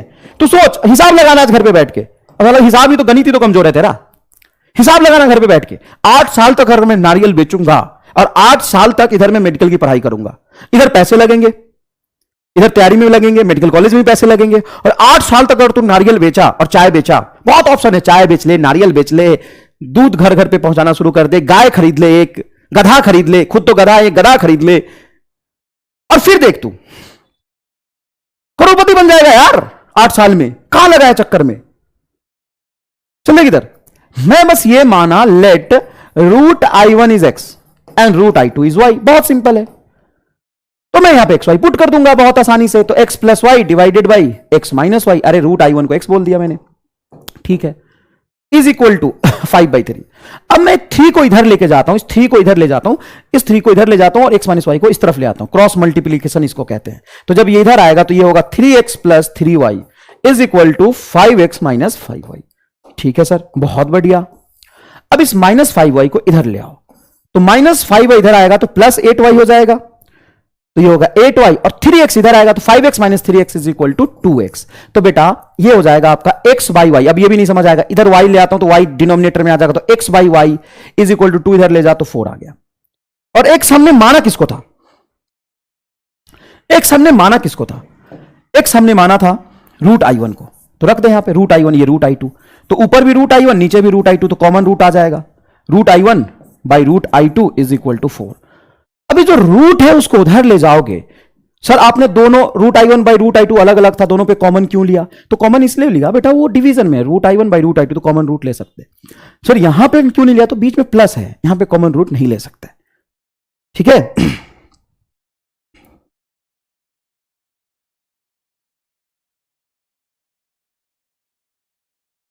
ठीक है, ये रूट उधर चला जाएगा तो i1 by i2 is equal to 16/1 answer आ जाएगा। अब आधे जनता पूछेगी सर बटा 1 कहां से आया? सर डिवाइडेड बाई 1 नहीं समझ आया, बाकी सब तो ठीक है। तो आज ही फेंक दिया जाएगा। चल देख इधर, बाइनोमियल अप्रोक्सीमेशन, ये फिजिक्स में थोड़ा यूज होता है। बाइनोमियल अप्रोक्सीमेशन बहुत इजी है, देख यहां पे समझाता हूं। एक बात बताओ, एक्स स्क्वायर क्या एक से कम हो सकता है? क्या कोई केस है जहां पे एक्स स्क्वायर, मतलब स्क्वायर करूं, एक्स कोई वैल्यू लिया मैंने, उसको स्क्वायर किया तो छोटा हो गया? क्या ऐसा हो सकता है? क्या ऐसा हो सकता है? क्या एक्स स्क्वायर का एक्स से छोटा हो सकता है क्या? जल्दी बताओ।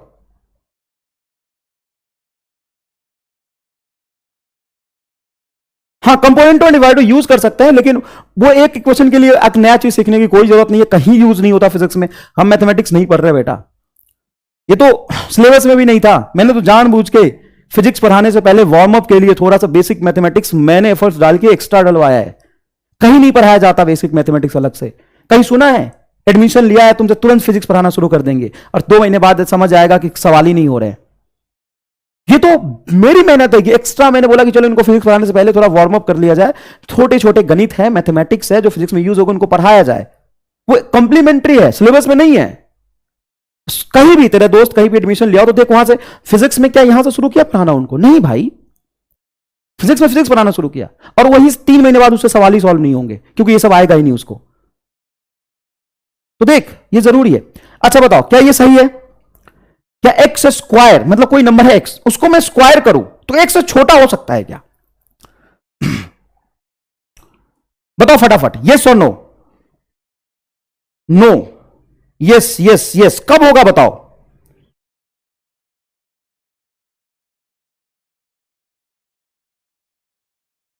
बताओ कब होगा? जब x लेस देन 1 होगा। एक से जब छोटा नंबर है, एक से कोई भी छोटा नंबर लूंगा मैं, 0.5, 0.2, 0.3 और उसका स्क्वायर करूंगा। अब बोलेगा बच्चा नहीं आया, तो करना स्क्वायर करके देखना, तब आएगा। अगर यहां पे x एक से छोटा हो तो उसका स्क्वायर करने पर 0.5 हो तो उसका स्क्वायर करने पे और छोटा हो जाएगा। और जितना छोटा, जैसे मैं 0.1 ले लेता हूं, जैसे x को लेता हूं मैं 0.1, इसको मिटाई देता हूं मैं पूरा। अब समझ, x को लेता हूं मैं 0.1 तो x स्क्वायर क्या हो जाएगा? 0.01। बताओ कौन छोटा कौन बड़ा?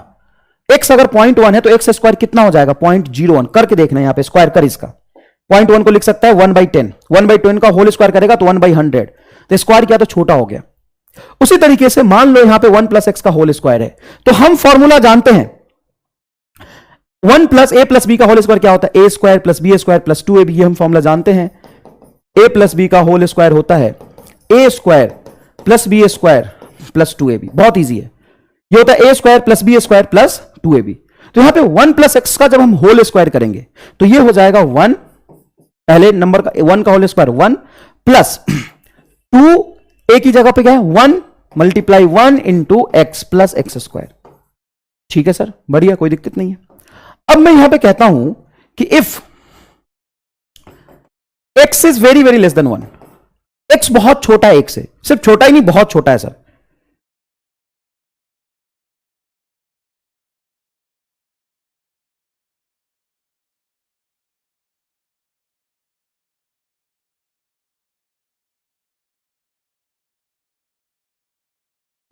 ठीक है ना बेटा, ये बहुत छोटा है। तो बहुत छोटा अगर हो, x बहुत छोटा हो 1 से, तो इसका स्क्वायर और भी छोटा हो जाएगा, और इसका स्क्वायर इतना छोटा होगा कि 1 में ऐड करेंगे तो ये नेग्लेक्ट हो जाएगा। ये क्या हो जाएगा? नेग्लेक्ट हो जाएगा। तो यहां पे हम क्या लिख सकते हैं? 1 + 2x। तो हम ऐसे भी कह सकते हैं कि अगर x बहुत छोटा हो तो ये थर्ड वाला टर्म नेग्लिजिबल ही होता है, मतलब ये जो पावर होगा वो डायरेक्टली छोटे वाले नंबर में सीधा मल्टीप्लाई होकर हम लिख सकते हैं। इसको हम कहते हैं थ्योरम है, बाइनोमियल थ्योरम। मैंने प्रूफ करके दिखाया, लेकिन जनरली ये सीधा बता दिया जाता है कि यहां पे मान लो कोई इक्वेशन है 1 + x का पावर n, जहां पे x बहुत बहुत बहुत छोटा है 1 से, तो आप डायरेक्टली लिख सकते हैं 1 + nx। जो पावर होगा वो छोटे नंबर पे मल्टीप्लाई करके लिख लेंगे। ये एक थ्योरम है, और ये तभी एप्लीकेबल है जब यहां पे 1 हो और यहां पे जो x है, कोई भी x नंबर जो 1 से बहुत छोटा हो, तो स्क्वायर करके होल स्क्वायर a + b का होल स्क्वायर लगाने से कोई फर्क नहीं पड़ता। इसको आप सीधा लिखेंगे 1 का होल स्क्वायर 1, और n का टर्म यहां पे x से मल्टीप्लाई हो जाए तो क्या बनेगा? nx। ये डायरेक्ट लिखेंगे आप। क्लियर है? अब चलो मान लो यहां पे लिखा मैंने 1 - x का पावर n। अभी भी x बहुत बहुत बहुत छोटा है 1 से, तो आप डायरेक्ट लिख सकते हो 1 और ये पावर यहां पे जाके मल्टीप्लाई कर दो, तो ये हो जाएगा 1 - x nx। ये माइनस था तो कोई बात नहीं, फॉर्मूले माइनस रहेगा, ये पावर जाके इससे मल्टीप्लाई हो जाएगा, तो लिखेंगे 1 - nx। इसको कहते हैं बेटा हम बाइनोमियल थ्योरम। इसको कहते हैं बाइनोमियल थ्योरम। समझ आ गई ये बात? बहुत ईजी है, बहुत ईजी है। अब हम बात करते हैं जीपी सीरीज। जीपी सीरीज से कई बार सवाल पूछ लेते हैं। जीपी सीरीज बहुत ईजी है। जैसे मान लो इसको कहते हैं मल्टीप्लाइंग सीरीज। कोई एक नंबर मान लिया मैंने 2, कोई भी एक नंबर मान लिया 2, और 2 को फिक्स नंबर से मल्टीप्लाई करके मैं तीसरा नंबर लिख रहा हूं। मेरा मान लो मल्टीप्लाइंग फैक्टर है, मल्टीप्लाइंग फैक्टर, यहां पे समझना, ये लॉजिक समझना थोड़ा सा। मान लो मल्टीप्लाइंग फैक्टर मेरा 3, मैं कोई भी एक नंबर ले लेता हूं जिसको हम बोलूंगा फर्स्ट टर्म, जिसको मैं बोल दूंगा फर्स्ट टर्म, और उसमें एक मल्टीप्लाइंग फैक्टर से मल्टीप्लाई करके मैं सेकेंड टर्म बनाऊंगा। तो सेकेंड टर्म यहां पे क्या हो जाएगा बोलो? ये है तेरा फर्स्ट टर्म। एक एग्जांपल ले रहा हूं बेटा, ये एग्जांपल ले रहा हूं। फर्स्ट टर्म जरूरी नहीं कि 2 हो, 6, 7, 8 कुछ भी हो सकता है। मान लो कि मैंने यहां पे लिया एक फर्स्ट टर्म 2 और मल्टीप्लाइंग फैक्टर लिया 3, तो सेकेंड टर्म क्या बनेगा? सेकेंड टर्म बनेगा सर 3 × 2 6। हाँ, सेकेंड टर्म बनेगा 6। थर्ड टर्म क्या बनेगा? तो मैं क्या कर रहा हूं कि जो मैंने फर्स्ट टर्म लिया है और एक मल्टीप्लाइंग फैक्टर लिया है, तो फर्स्ट टर्म को मल्टीप्लाई करके सेकंड टर्म बनाया, सेकंड टर्म से मल्टीप्लाई करके थर्ड टर्म बनाऊंगा, तो थर्ड टर्म क्या हो जाएगा? 18। नेक्स्ट टर्म क्या हो जाएगा बेटा? 18 से मल्टीप्लाई कर दो 54। इसी तरीके से ये सीरीज बनता जाएगा। तो एक फिक्स नंबर होता है जिसे मल्टीप्लाई करते जाते हैं तो नेक्स्ट डिजिट मिलता जाता है। ठीक है सर, नेक्स्ट डिजिट मिलता जाता है। अब यहां पे कोई भी एक डिजिट उठाओ, कोई भी एक डिजिट उठाओ 54, और उसको पहले वाले डिजिट से डिवाइड कर दो। अगर ये 54 को उठा के 18 से डिवाइड कर दो तो कितना आता है सर? 3। अच्छा, 18 को 6 से डिवाइड करो, तो मल्टीप्लाई करके आगे ले गए थे, तो आगे वाले को पीछे वाले से डिवाइड करोगे तो रेशियो आ जाएगा। ठीक है बेटा, तो वहीं देखो, अब यहां पे जो एक डिजिट से समझाया था, यहां पे जनरल सीरीज देखो क्या बनता है। फर्स्ट टर्म है इसका ए, मैंने बोला था ना फर्स्ट टर्म 1 2 3 4 कुछ भी मान सकते हैं, इसको ए बोल दिया, एक वेरिएबल है। ठीक है, फर्स्ट टर्म है। सेकेंड टर्म है इसका a into R, third term है a into R square, fourth term है a इंटू आर क्यूब। हर एक टर्म जो नेक्स्ट वाला मिला है वो प्रीवियस का r से मल्टीप्लाई करके मिला है, प्रीवियस को r से मल्टीप्लाई करके मिला है। तो यहां पे हम कॉमन रेशियो भी डिफाइन कर सकते हैं। कॉमन रेशियो, कॉमन रेशियो का मतलब होगा कि कोई भी nth टर्म ले लो, nवा, कोई भी nवा टर्म, कोई भी, जैसे ये फर्स्ट टर्म है, सेकंड है, थर्ड है, फोर्थ है, फिफ्थ है, कोई भी एन टर्म ले लो, फिफ्थ भी ले सकते हो, सिक्स भी ले सकते हो, उसको पहले वाले टर्म से डिवाइड कर दो, मतलब n - 1th टर्म से डिवाइड कर दो। जैसे आप n - 1th टर्म से डिवाइड करोगे तो ये डिफाइन होगा कॉमन रेशियो। जैसे एग्जांपल के लिए ले लो, जैसे ये टर्म कौन सा है? फोर्थ, फोर्थ को थर्ड से डिवाइड करो, तो बोलो तो फोर्थ टर्म क्या है तेरा? AR का पावर 3, और थर्ड टर्म क्या है? AR स्क्वायर, काटो तो क्या मिलेगा? R। सेकेंड टर्म को फर्स्ट से डिवाइड कर दो, तो ये तेरा सेकेंड टर्म है, फर्स्ट से डिवाइड कर दो तो क्या मिलेगा? R। तो यहां पे हम सीरीज क्या डिफाइन करते हैं? Common ratio. अब सारे को अगर मैं ऐड कर दूं तो नेट सम, ये ऐसे इंफिनिटी तक गया है, सबका सम कितना होगा? तो इसके सम का फॉर्मूला है जो आपको याद रखना है। सम का फॉर्मूला होता है, ये फॉर्मूला है a + b का होल स्क्वायर, प्रूफ नहीं करना है, फॉर्मूला याद रखते हैं आप। तो जीपी सीरीज के सम का फॉर्मूला आपको याद रखना है, ये होता है first term a divided by 1 minus common ratio. जहां पे कॉमन रेशियो की जो वैल्यू है वो 1 से कम होती है तभी ये एप्लीकेबल है, और फिजिक्स में कॉमन रेशियो 1 से कम ही आता है आपका। एक एग्जांपल लेके समझते हैं, ऐसे नहीं समझ आएगा। अब ये मत बोलो रिपीट करो, एग्जाम्पल से रिपीट करेंगे। जैसे मैंने एक एग्जाम्पल लिया, 1 first term is 1, second term is 1/2, third term is 1/4, fourth term is 1/8, 1/16 और up to infinity, up to 100 भी इंफिनिटी तक चला गया। मतलब 100 बोलने का मतलब हो गया कि 1 2 3 4 5 हंड्रेड्स ऑफ टर्म्स है। तो हंड्रेड्स ऑफ टर्म हो, 200 ऑफ टर्म हो, 50 टर्म्स हो, कोई दिक्कत नहीं है। कभी तुमको 10 टर्म्स का नहीं पूछेगा। इवन इसको 100 काट के अप टू इंफिनिटी लिख देता हूं। Find sum up to infinity term, infinity terms. और फिजिक्स में सिर्फ और सिर्फ इंफिनिटी टर्म के ही सवाल तुमसे पूछे जाएंगे, तो घबराने की कोई जरूरत नहीं है। चलो बताओ, फर्स्ट टर्म इसका क्या है? A, first term a is equal to 1, क्योंकि पहला टर्म इसका है 1। और कॉमन रेशियो क्या होगा? कॉमन रेशियो सर कोई सा भी एक टर्म ले लो, उसको पहले वाले से डिवाइड कर दो। कोई सा भी ले लो, कोई सा भी ले लो, कॉमन रेशियो कोई सा भी ले लो, कोई जो मर्जी है ले ले। मान लो तूने लिया 1/8, अब 1/8 को डिवाइड कर दो 1/4 से, तो बेटा ये हो जाएगा 1/8 नीचे चला जाएगा, 8 नीचे 4 ऊपर, तो 1/2, कॉमन रेशियो 1/2 आ गया। और सम का फॉर्मूला मैंने जीपी सीरीज के लिए क्या बताया था? First term divided by 1 minus common ratio. First term बोलो क्या है इसका? 1, तो यहां पर रख दो 1 divided by 1 minus common ratio क्या है इसका? सर कॉमन रेशियो सीआर की वैल्यू, कॉमन रेशियो सीआर की वैल्यू हाफ आई है, तो 1 डिवाइडेड बाई, एक में से हाफ घटाओगे ये हाफ आएगा, वो 2 ऊपर चला जाएगा। तो इसका सम का फॉर्मूला कितना बनेगा? 2। इसके सम का फॉर्मूला बनेगा बेटा 2। क्लियर है क्या? क्या सबका आंसर आया है? 2। फटाफट बताइए इसका आंसर कितना आ जाएगा, है ना? हाँ, कॉमन रेशियो हाफ, एग्जैक्टली सही, सब सही बोल रहे हैं, कॉमन रेशियो हाफ होगा।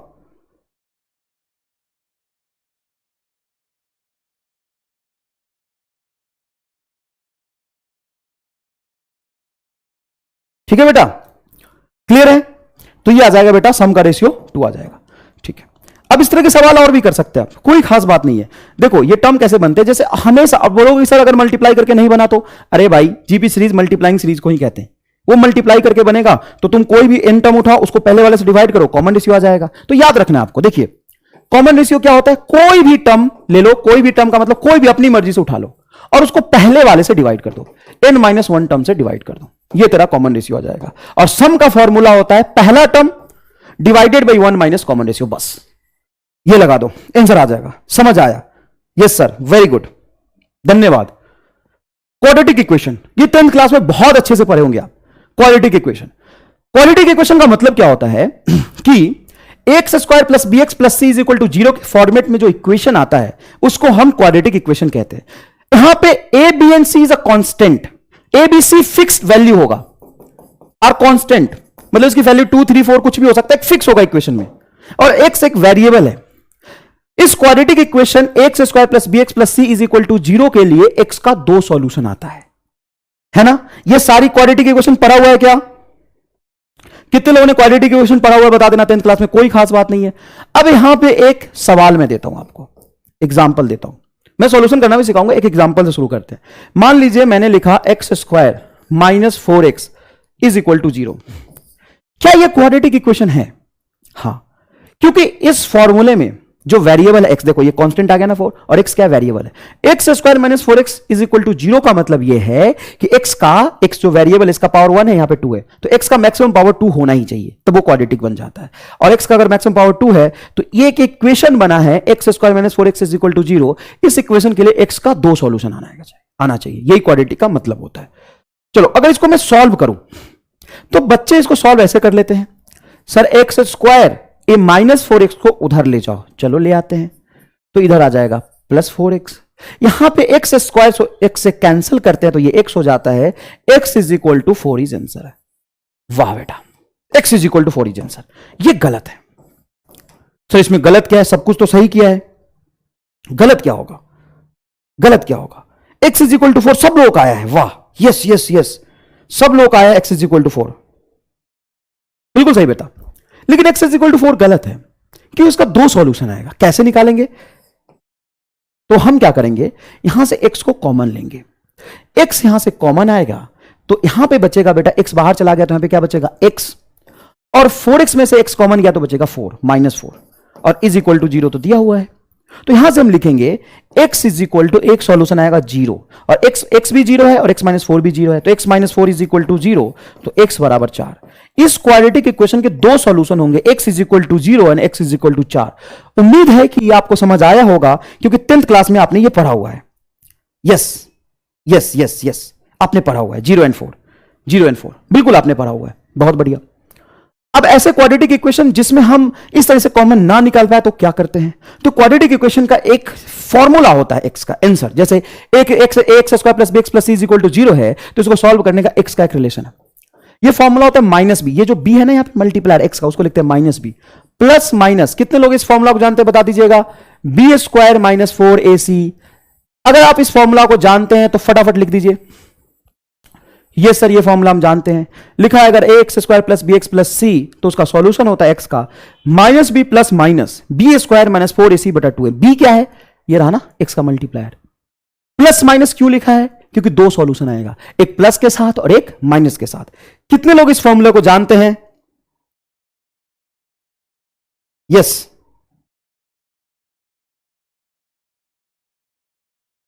ठीक है, आप इस फॉर्मूले को जानते हैं। तो चलिए एक सवाल सॉल्व करते हैं, तो मुझे पता चल जाएगा कि आपको आता है। X square minus 6x plus 8 plus 8 is equal to 0। ठीक है बेटा,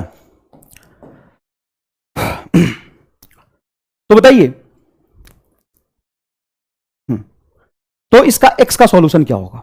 अब यहां पे आप सॉल्व कर सकते हैं, यहां से x इज इक्वल टू, एक x1 लिखेंगे माइनस बी, तो देखो यहां पे हमें लिखना है minus B plus minus B square minus 4ac divided by 2 है। एक तरीका तो ये है, तो पहला तरीका पहले इसको समझ लेते हैं, दूसरे तरीके से भी सॉल्व करेंगे, चिंता मत करो। देखो, यस यस यस, बहुत बढ़िया sir, I know, very good, मुझे पता है आपको आना चाहिए। तो b की वैल्यू यहां पे क्या है बेटा? -6। यहां पे b की वैल्यू है -6, और a की वैल्यू क्या है? जब कुछ नहीं है तो 1 बोलेंगे, और c की वैल्यू क्या है? 8 है। तो चलिए रखते हैं। तो जैसे आप यहां पे रखेंगे तो ये -6 है, ये a b की वैल्यू -6 है, और माइनस फॉर्मूले में पहले से होता है, तो माइनस माइनस प्लस हो जाएगा 6 प्लस माइनस, ये b है, इसको 6 मत बोलना, ये b है, प्लस 6 प्लस एक प्लस ले लेते हैं, एक माइनस ले लेंगे, तो प्लस माइनस रखिए।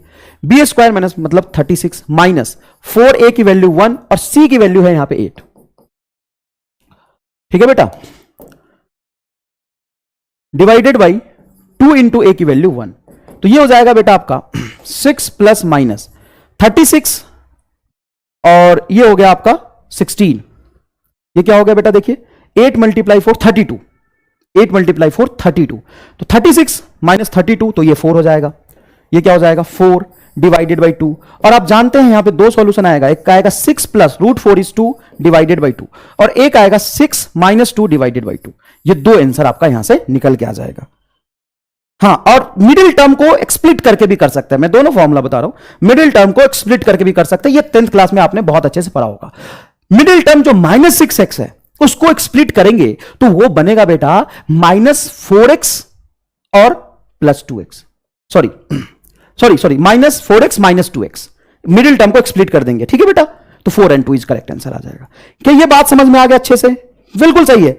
अब पता है ये फिजिक्स में बहुत बार यूज होता है बेटा, ये फिजिक्स में बहुत बार यूज होता है, तो सबको ये आना चाहिए। यस, 4 2 4 2 4 2 4 2, यस, कहां दिक्कत आ रही है यार? सबको समझ आ गया। यस यस यस यस, जोरदार। अब बताओ फिजिक्स में ऐसा आएगा तो कर लोगे, बहुत बढ़िया।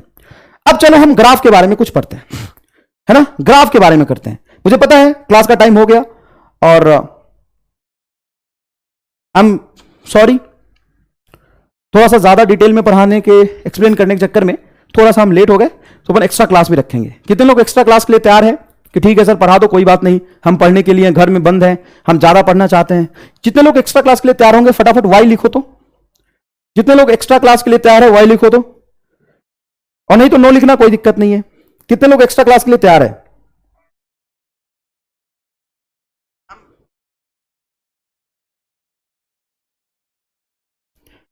ठीक है, चलो, तो ग्राफ तो बहुत जोरदार समझाऊंगा, चिंता करने की जरूरत नहीं है, ठीक है ना, बहुत ही जोरदार, मतलब मजा आ जाएगा। चलो देखो इधर, कितने लोग हैं, कितने लोग हैं कि सर ठीक है घर में कोई काम नहीं? Yes yes yes yes yes, me me me, yes yes yes, yes yes yes, ये यस यस, एक भी नो नहीं दिखा मुझे। Yes yes yes, thank you so much support करने के लिए। देखो बेटा, हम दोनों लोग मेहनत करेंगे ना, फोड़ देंगे एकदम, लेकिन फोड़ने से पहले बेटा मेहनत करना होता है। ऐसा नहीं है कि कोई भी दुनिया में तुमको कोई गोली खिला देगा और गोली खिला के तुम एग्जाम क्वालिफाई कर लोगे। दुनिया में कहीं गोली नहीं मिलता। काश वो गोली होता तो मैं तुम्हें खिला देता। अरे यार 100% बच्चों ने लिखा yes, thank you so much. मतलब सच में मैं आपका बहुत आभारी हूं कि आपने इस लायक समझा मुझे कि एक्स्ट्रा क्लास के लिए आपने हां बोला। अपने बहुमूल्य समय 24 घंटे में से 1 घंटा आपने मुझे दिया, इसके लिए मैं सदा आभारी रहूंगा। आपका यह एहसान मैं कभी नहीं भूलूंगा। धन्यवाद बहुत बहुत, है ना। शेड्यूल आपको मैं बता दूंगा। आपने बहुत बड़ा एहसान किया मेरे पे। अब तुम्हारे जैसे बच्चे एहसान ही करते हैं यार। ऑफलाइन में होता ना तो अभी तक, मैं सच बता रहा हूं, अभी तक मैं 2-4 को कूट दिया होता। तुम समझ, या तुम्हें ये भरोसा नहीं होगा, 3rd फ्लोर से बच्चों को कूटते हुए ना मैं नीचे फेंक देता हूं। और सुनो, सुन ले, ढंग से बताता हूं। तेरा फोन नंबर और ईमेल आईडी यहां पे है। 2 सेकंड में घर का एड्रेस भी निकलवा सकता हूं मैं, 2 सेकंड में। और जिस दिन मेरा दिमाग खराब हुआ ना, घर में घुस के मारूंगा अगर बदतमीजी किया तो। पढ़ने वाले बच्चे को मैं सर पे बिठा के रखता हूं। जरूरत पड़े ना, जो बच्चा मेहनत करता है ना, उसके साथ में रात भर जग के उसको पढ़ा सकता हूं। 4 दिन तक लगातार पढ़ा सकता हूं। इस पैरों में बहुत जान है, MR का पैर है ये। 4 दिन तक लगातार पढ़ा सकता हूं मैं यहां पे खड़े हुए। तुम्हारी औकात नहीं है। लो सर 4 दिन तक लगातार पढ़ा दोगे? मजा आता है पढ़ाने में, पढ़ा दूंगा। 4 दिन तक लगातार पढ़ा दूंगा। खाता रहूंगा, पढ़ाता रहूंगा। 10-10 मिनट का ब्रेक दूंगा, पढ़ाता रहूंगा। फ्रेश होकर आ जाऊंगा, पढ़ाता रहूंगा। क्योंकि पागल लोग ही इतिहास रचते हैं, ये याद रखना। पागल लोग ही इतिहास रचते हैं, नॉर्मल लोग इतिहास नहीं रचते। पागल बनना पड़ता है। और अगर तुम्हें डॉक्टर बनना है, टॉप करना है नीट में, तो मेहनत करना पड़ेगा यार। कोई गोली नहीं आता कि मैं गोली खिला दूं, जा ये MR की गोली है, खा ले, तेरा जीवन बन जाएगा। नहीं, मेहनत करना पड़ेगा, साथ साथ में संघर्ष करना पड़ेगा। ठीक है बेटा, संघर्ष करना पड़ेगा। तो हम और आप दोनों को करना पड़ेगा। हम करेंगे, कोई बुराई नहीं, हम करेंगे। चलो, मैं ज्यादा देर आपका नहीं लूंगा, बस थोड़ा सा एक फील दिलाना चाहता हूं मैं, एक फील दिलाना चाहता हूं मैं। एक बात बताओ बेटा, एक बात बताओ, कभी अपने जीवन में आपने ग्राफ देखा है क्या? ग्राफ की जरूरत ही क्यों पड़ती है? अगर आप क्रिकेट की बात करो, मेरी बात सुनना, अगर आप क्रिकेट मैच की बात करो, क्रिकेट मैच की बात करते हैं, आधी जनता हाँ सर करो, क्रिकेट की बात करो। अब तो बढ़िया फ्रेश हो गए, क्रिकेट की बात करो। चल क्रिकेट की बात करते हैं। क्रिकेट में तूने टेबल बना हुआ देखा है रन वर्सेस ओवर का? क्या ऐसा बना होता है कि ये नंबर ऑफ ओवर है, ये नंबर ऑफ ओवर है और ये रन है? पहले ओवर में 2 रन, दूसरे ओवर में 4 रन, तीसरे ओवर में 8 रन, चौथे ओवर में 10 रन। क्या क्रिकेट में जब तुम एनालिटिक्स देखते हो तो क्या ऐसा होता है? ओवर वर्सेस रन का टेबल बना होता है बहुत बड़ा सा, या ग्राफ बना होता है? दोनों में से एक चीज बताओ, दोनों में से एक चीज बताओ, मजा आ जाएगा। बताओ, ग्राफ बना होता है रन वर्सेस ओवर का, ये पीक पीक ऐसे ऐसे बने होते हैं, कि टेबल बना होता है? जल्दी से बताओ भाई, जल्दी से बताओ। टेबल बना होता है कि ग्राफ बना होता है? टेबल बना होता है या ग्राफ बना होता है? टेबल बना होता है या ग्राफ बना होता है? बता भाई रामलाल, जल्दी बता, टेबल या graph? Graph, yes graph. Why graph? क्यों ग्राफ? क्यों ग्राफ? क्यों टेबल? क्यों नहीं टेबल? क्यों नहीं ग्राफ? क्यों? चल आज एक चीज सीख ले, आज एक चीज सीख ले, टेबल ही क्यों, सॉरी ग्राफ ही क्यों, टेबल क्यों नहीं? टेबल बनाते तो भी वही बात है, हमको तो रन पता चल जाएगा कौन से ओवर में कितना बना है, और ग्राफ बनेगा तो भी पता चल जाएगा। लेकिन ग्राफ ही क्यों, टेबल क्यों नहीं? ग्राफ ही क्यों, टेबल क्यों नहीं? दोनों दोनों दोनों, टेबल टेबल दोनों दोनों नहीं, नहीं बेटा ग्राफ बना होता है। बकलोली नहीं, बकलोली नहीं, ग्राफ बना होता है, ग्राफ बना होता है। अच्छा, कई लोग कहते हैं सर हमने नहीं देखा है, तो 9th में पढ़ा हो ना, 9th में क्लास में ग्राफ बना होता है, displacement time, velocity time, simple करने के लिए, आसानी से समझने के लिए। समझना बेटा, अगर मैं ग्राफ बना दूं, अगर मैं ग्राफ टेबल बना दूं और बोलूं बताओ मैच कैसा हुआ, बेटा 2 मिनट सुनना बंद कर दो, 2 मिनट सुनना, थोड़ा एक फील दिला देता हूं तुम्हें। 2 मिनट सुनना, उसके बाद क्लास खत्म कर देंगे, चिंता की बात नहीं, क्लास खत्म कर देंगे। नेक्स्ट क्लास के लिए आपको तैयार होना है, इस बात की मैं रिस्पेक्ट करता हूं, टीचर की भी और आपकी भी, दोनों की। मैं क्लास खत्म कर दूंगा बहुत जल्दी। मेरी बात सुनो, हम टेबल क्यों नहीं बनाते? सर टेबल इसलिए नहीं बनाते हैं कि अगर मान लो टेबल बना के दे दिया 50 ओवर का, तो हमको देखते देखते समझ ही नहीं आएगा मैच कैसा हुआ, कब ज्यादा रन बना कब कम रन बना, इसको समझने में हमको समय लग जाएगा, क्योंकि हर नंबर को आइडेंटिफाई करना पड़ेगा। हर नंबर को, अच्छा 20वें ओवर में बना, मान ले बना 31 रन, तो ढूंढना पड़ेगा कि 31 कब बना है और 0 कब बना है, यह ढूंढना पड़ेगा। लेकिन अगर ग्राफ प्लॉट किया जाए तो देख के बता देंगे कि सर ये दूसरे ओवर में सबसे ज्यादा रन बना था, और देखो सर 5th ओवर में 0 रन बना था। देख के पता चल जाएगा, पीक देख के पता चल जाएगा कब ज्यादा रन बना था। बताओ समझ आया कि नहीं आया? तो फिजिक्स में हम ग्राफ क्यों बनाएंगे? इजी रिप्रेजेंटेशन के लिए, चीजों का रिप्रेजेंटेशन आसान हो, इसीलिए हम ग्राफ बनाते हैं। हमेशा याद रखिएगा, ये बहुत बड़ी फील दिलाई मैंने कि हम टेबल से भी चीजें समझ सकते हैं। ऐसी बात नहीं कि हम नहीं समझ पाएंगे, हम टेबल से भी चीज समझ सकते हैं, लेकिन हम ग्राफ बनाते क्यों हैं? क्योंकि हमें आसानी से समझ आए। अब दूसरी बात, जो ग्राफ बना है वो ओवर वर्सेस रन होता है कि रन वर्सेस ओवर होता है? अगर आपने फिजिक्स में पढ़ा होगा 9th 10th में, तो आपने ग्राफ बनाया होगा डिस्टेंस या velocity, distance versus time graph. 9th class में मोशन में पढ़ना है बेटा ये। अगर कोई बोला कि हम नहीं पढ़े थे तो कूट दूंगा यहीं पे, आप यहीं पे कूट दूंगा, युगांडा फेंक दूंगा, तुरंत से वहां से जिंदा नहीं वापस आ जाए, काली घाटियों में चीखने की आवाज आती है, तरप तरप के मर जाएगा। तो मेरी बात सुन, distance time, velocity time, acceleration time, ऐसे ग्राफ तुमने पढ़ा होगा। यही पढ़ा था कि उल्टा पढ़ा था? Time versus distance, time versus velocity, ये पढ़ा था। बता कौन सा ग्राफ पढ़ा था तू? और क्रिकेट में कौन सा ग्राफ बना होता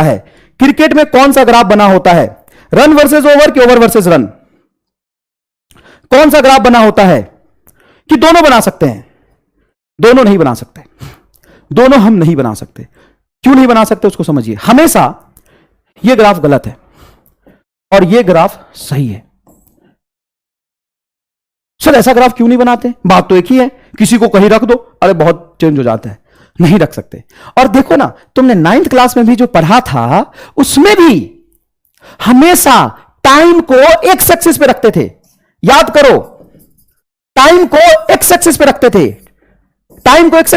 थे, यह सही है। अगर टाइम को वाई एक्सिस पे रख दूं तो गलत हो जाएगा, अगर मैं टाइम को वाई एक्सिस पे रख दूंगा तो गलत हो जाएगा।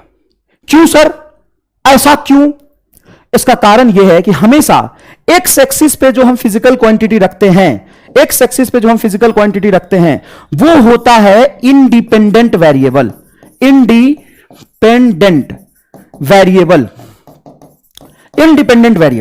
और जो वाई एक्सिस पे रखते हैं बेटा, वो होता है डिपेंडेंट वेरिएबल। अब बच्चा पूछेगा सर वेरिएबल क्या? अबे जिस का हम ग्राफ बनाते, जैसे रन और टाइम का ग्राफ बनाया तो रन और टाइम वेरिएबल हो गया बेटा। डिस्टेंस डिस्प्लेसमेंट का ग्राफ बनाया तो डिस्टेंस डिस्प्लेसमेंट का वो वेरिएबल हो गया। समझ में आया कि नहीं आया? समझ में आया? तो चलो देखो, तो हम यहां पे समझते हैं कि ओवर क्या इंडिपेंडेंट है। ये बहुत बड़ी बात है बेटा। बच्चा ना 11th 12th 2 साल 4 साल पढ़ लेता है, लेकिन यह चीज उसको फील नहीं आता। तो इसको फील करो एक बार बेटा, फील करो, मेरी बात सुनो, मैं बताता हूं। जो रन है वो ओवर पे डिपेंड करता है, लेकिन जो ओवर है वो रन पे डिपेंड नहीं करता। इसका एक एक दो एग्जांपल बता दो। जैसे सोचो, हर मैच में तो 50 ओवर होना है, हां वो तो फिक्स 6 बॉल होगा, वो तो ओवर चलता रहेगा, लेकिन रन फिक्स नहीं होता। रन वेरिएट डिपेंड करता है, हर अलग अलग ओवर में कुछ भी बन सकता है, अलग अलग मैच में कुछ भी बन सकता है, लेकिन ओवर का पैटर्न फिक्स है। पहली बात, जिस तरीके से टाइम फिक्स है, टाइम फिक्स होता है सर, टाइम फिक्स होता है। दूसरी बात, मान लो मैं तुम्हें कह रहा हूं कि ओवर रन पे डिपेंड नहीं करता है, हां बिल्कुल नहीं करता। मान लो बॉलर ने बोला, सॉरी बैट्समैन ने बोला कि मैं रन नहीं बनाऊंगा, तो बॉलर बोलेगा कोई बात नहीं, मैं तो बॉल फेंकता रहूंगा, मेरा बॉल तो बढ़ता जाएगा। बैट्समैन रन बनाए या ना बनाए, ओवर में 6 बॉल होगा और वो 6 बॉल लगातार फेंकता रहेगा। पैटर्न जो कि है, जिस तरीके से टाइम है, तो टाइम एक दिन में 24 घंटे होगा, तुम पढ़ो या ना पढ़ो। तो तुम्हारा पढ़ना या ना पढ़ना टाइम पे डिपेंड करता है कि कब तुम पढ़ रहे हो, कब तुम नहीं पढ़ रहे हो। लेकिन टाइम तुम्हारे पढ़ने पे डिपेंड नहीं करता साहब। टाइम तो रोज 24 घंटे का होगा, टाइम तो फिजिक्स क्लास 4 बजे या जब भी होती होगी। तो टाइम किसी चीज पे, टाइम तुम समझते हो ना, टाइम किसी के लिए नहीं रुकता है, टाइम किसी पे डिपेंड नहीं करता, टाइम इंडिपेंडेंट है, टाइम का पैटर्न फिक्स है, बाकी चीजें टाइम पे डिपेंड करते हैं। उसी तरीके से ये जो ओवर वो रन पे डिपेंड नहीं करता। बैट्समैन बोलेगा रन नहीं बनाऊंगा, तो बॉलर बोलेगा कोई बात नहीं मैं तो बॉल फेंकूंगा, ले ले ले मत बना रन। तो ओवर का होना रन पे डिपेंड नहीं करता, लेकिन बेटा रन का होना ओवर पे डिपेंड करता है। रन का होना ओवर पे डिपेंड करता है। मान लो मैं बॉलर बोलो बॉल नहीं फेंकूंगा, खेल ले, बना ले रन, जा। मैं बॉल फेंकूंगा ही नहीं, बना ले रन। बना लेगा क्या रन? मैं बॉल फेंकूंगा ही नहीं, बता। मैं बॉल फेंकूंगा ही नहीं, बना ले रन, नहीं बना पाएगा। मैं बॉल फेंकूंगा तो रन बना भी सकता है, नहीं भी, मतलब रन तभी बनेगा जब मैं बॉल फेंक पाऊंगा। तो रन का बनना और ना बनना ओवर पे डिपेंड करता है। This one depends upon this, लेकिन this does not depends upon this. इसीलिए हम ग्राफ रन वर्सेस ओवर का बनाते हैं, ओवर वर्सेस रन का ग्राफ नहीं बनाते। और यहां पे समझिए, हम कभी भी टाइम वर्सेस डिस्टेंस का ग्राफ बनाएंगे तो गलत होगा। हां, कभी कभी सवालों में बना हो सकता है, जब सवाल में बना हो सकता है तो वहां पे केस थोड़ा अलग होगा। लेकिन अगर तुमसे बोले कि फिजिकली बताओ, तो फिजिकली हम ऐसा नहीं करते। 9th क्लास में जब तुमने ग्राफ पढ़ा था तो ईमानदारी से बताना, हर ग्राफ में तुमने टाइम को एक्स एक्सिस में रखा था, टाइम को एक्स एक्सिस में रखा था। और जो फिजिकल क्वांटिटी डिपेंड करती है, जैसे डिस्टेंस, डिस्प्लेसमेंट, वेलोसिटी एक्सेट्रा, उसको वाई एक्सिस पे रखा था। तो वाई एक्सिस पे हमेशा कौन सा वेरिएबल होता है? डिपेंडेंट। और एक्स एक्सिस पे कौन सा वेरिएबल होता है? Independent variable. इसका एग्जांपल, सबसे बड़ा एग्जांपल है टाइम, और इसका एग्जांपल है वेलोसिटी, एक्सीलरेशन, डिस्टेंस, डिस्प्लेसमेंट। अब थोड़ा सा कोऑर्डिनेट सिस्टम थोड़ा कल पढ़ के तैयार रहना। एक्स्ट्रा क्लास होगी तो मैं टाइम बता दूंगा, एक्स्ट्रा टाइम क्लास होगी तो मैं टाइम बता दूंगा। इसको थोड़ा याद करके पढ़ के आना कि यहां पे 0,0 होता है, 1,0 होता है, 2,0 होता है। और डीपीपी नंबर 2 आपको सॉल्व नहीं करना अभी। डीपीपी नंबर 2 मैं रिपीट कर रहा हूं, again and again I am repeating, DPP number 2 आपको सॉल्व नहीं करना। डीपीपी नंबर 2 सॉल्व नहीं करना, मैं ग्राफ पढ़ा दूंगा तो आपको सॉल्व करना है, राइट? जब मैं ग्राफ पढ़ा दूंगा तो आपको सॉल्व करना है, अभी डीपीपी नंबर 2 सॉल्व नहीं करना। क्लियर है? क्लियर है? डीपीपी नंबर 2 सॉल्व नहीं करना, ठीक है? बताओ, जोरदार मजा आ गया? फटाफट मजा आ गया तो बताओ। एक्स्ट्रा क्लास होगी तो नोटिफिकेशन आपको ऐप में मिल जाएगा, ठीक है बेटा? अगर एक्स्ट्रा क्लास होगी तो नोटिफिकेशन आपको ऐप में मिल जाएगा। डीपीपी नंबर 2 आपको सॉल्व नहीं करना। क्या इसका फील आया? जोरदार फील आया तो लिख दो एमआर स्टार, लिख दो एमआर स्टार। और ठीक है, जय हिंद, जय भारत। मिलते हैं अगली क्लास में।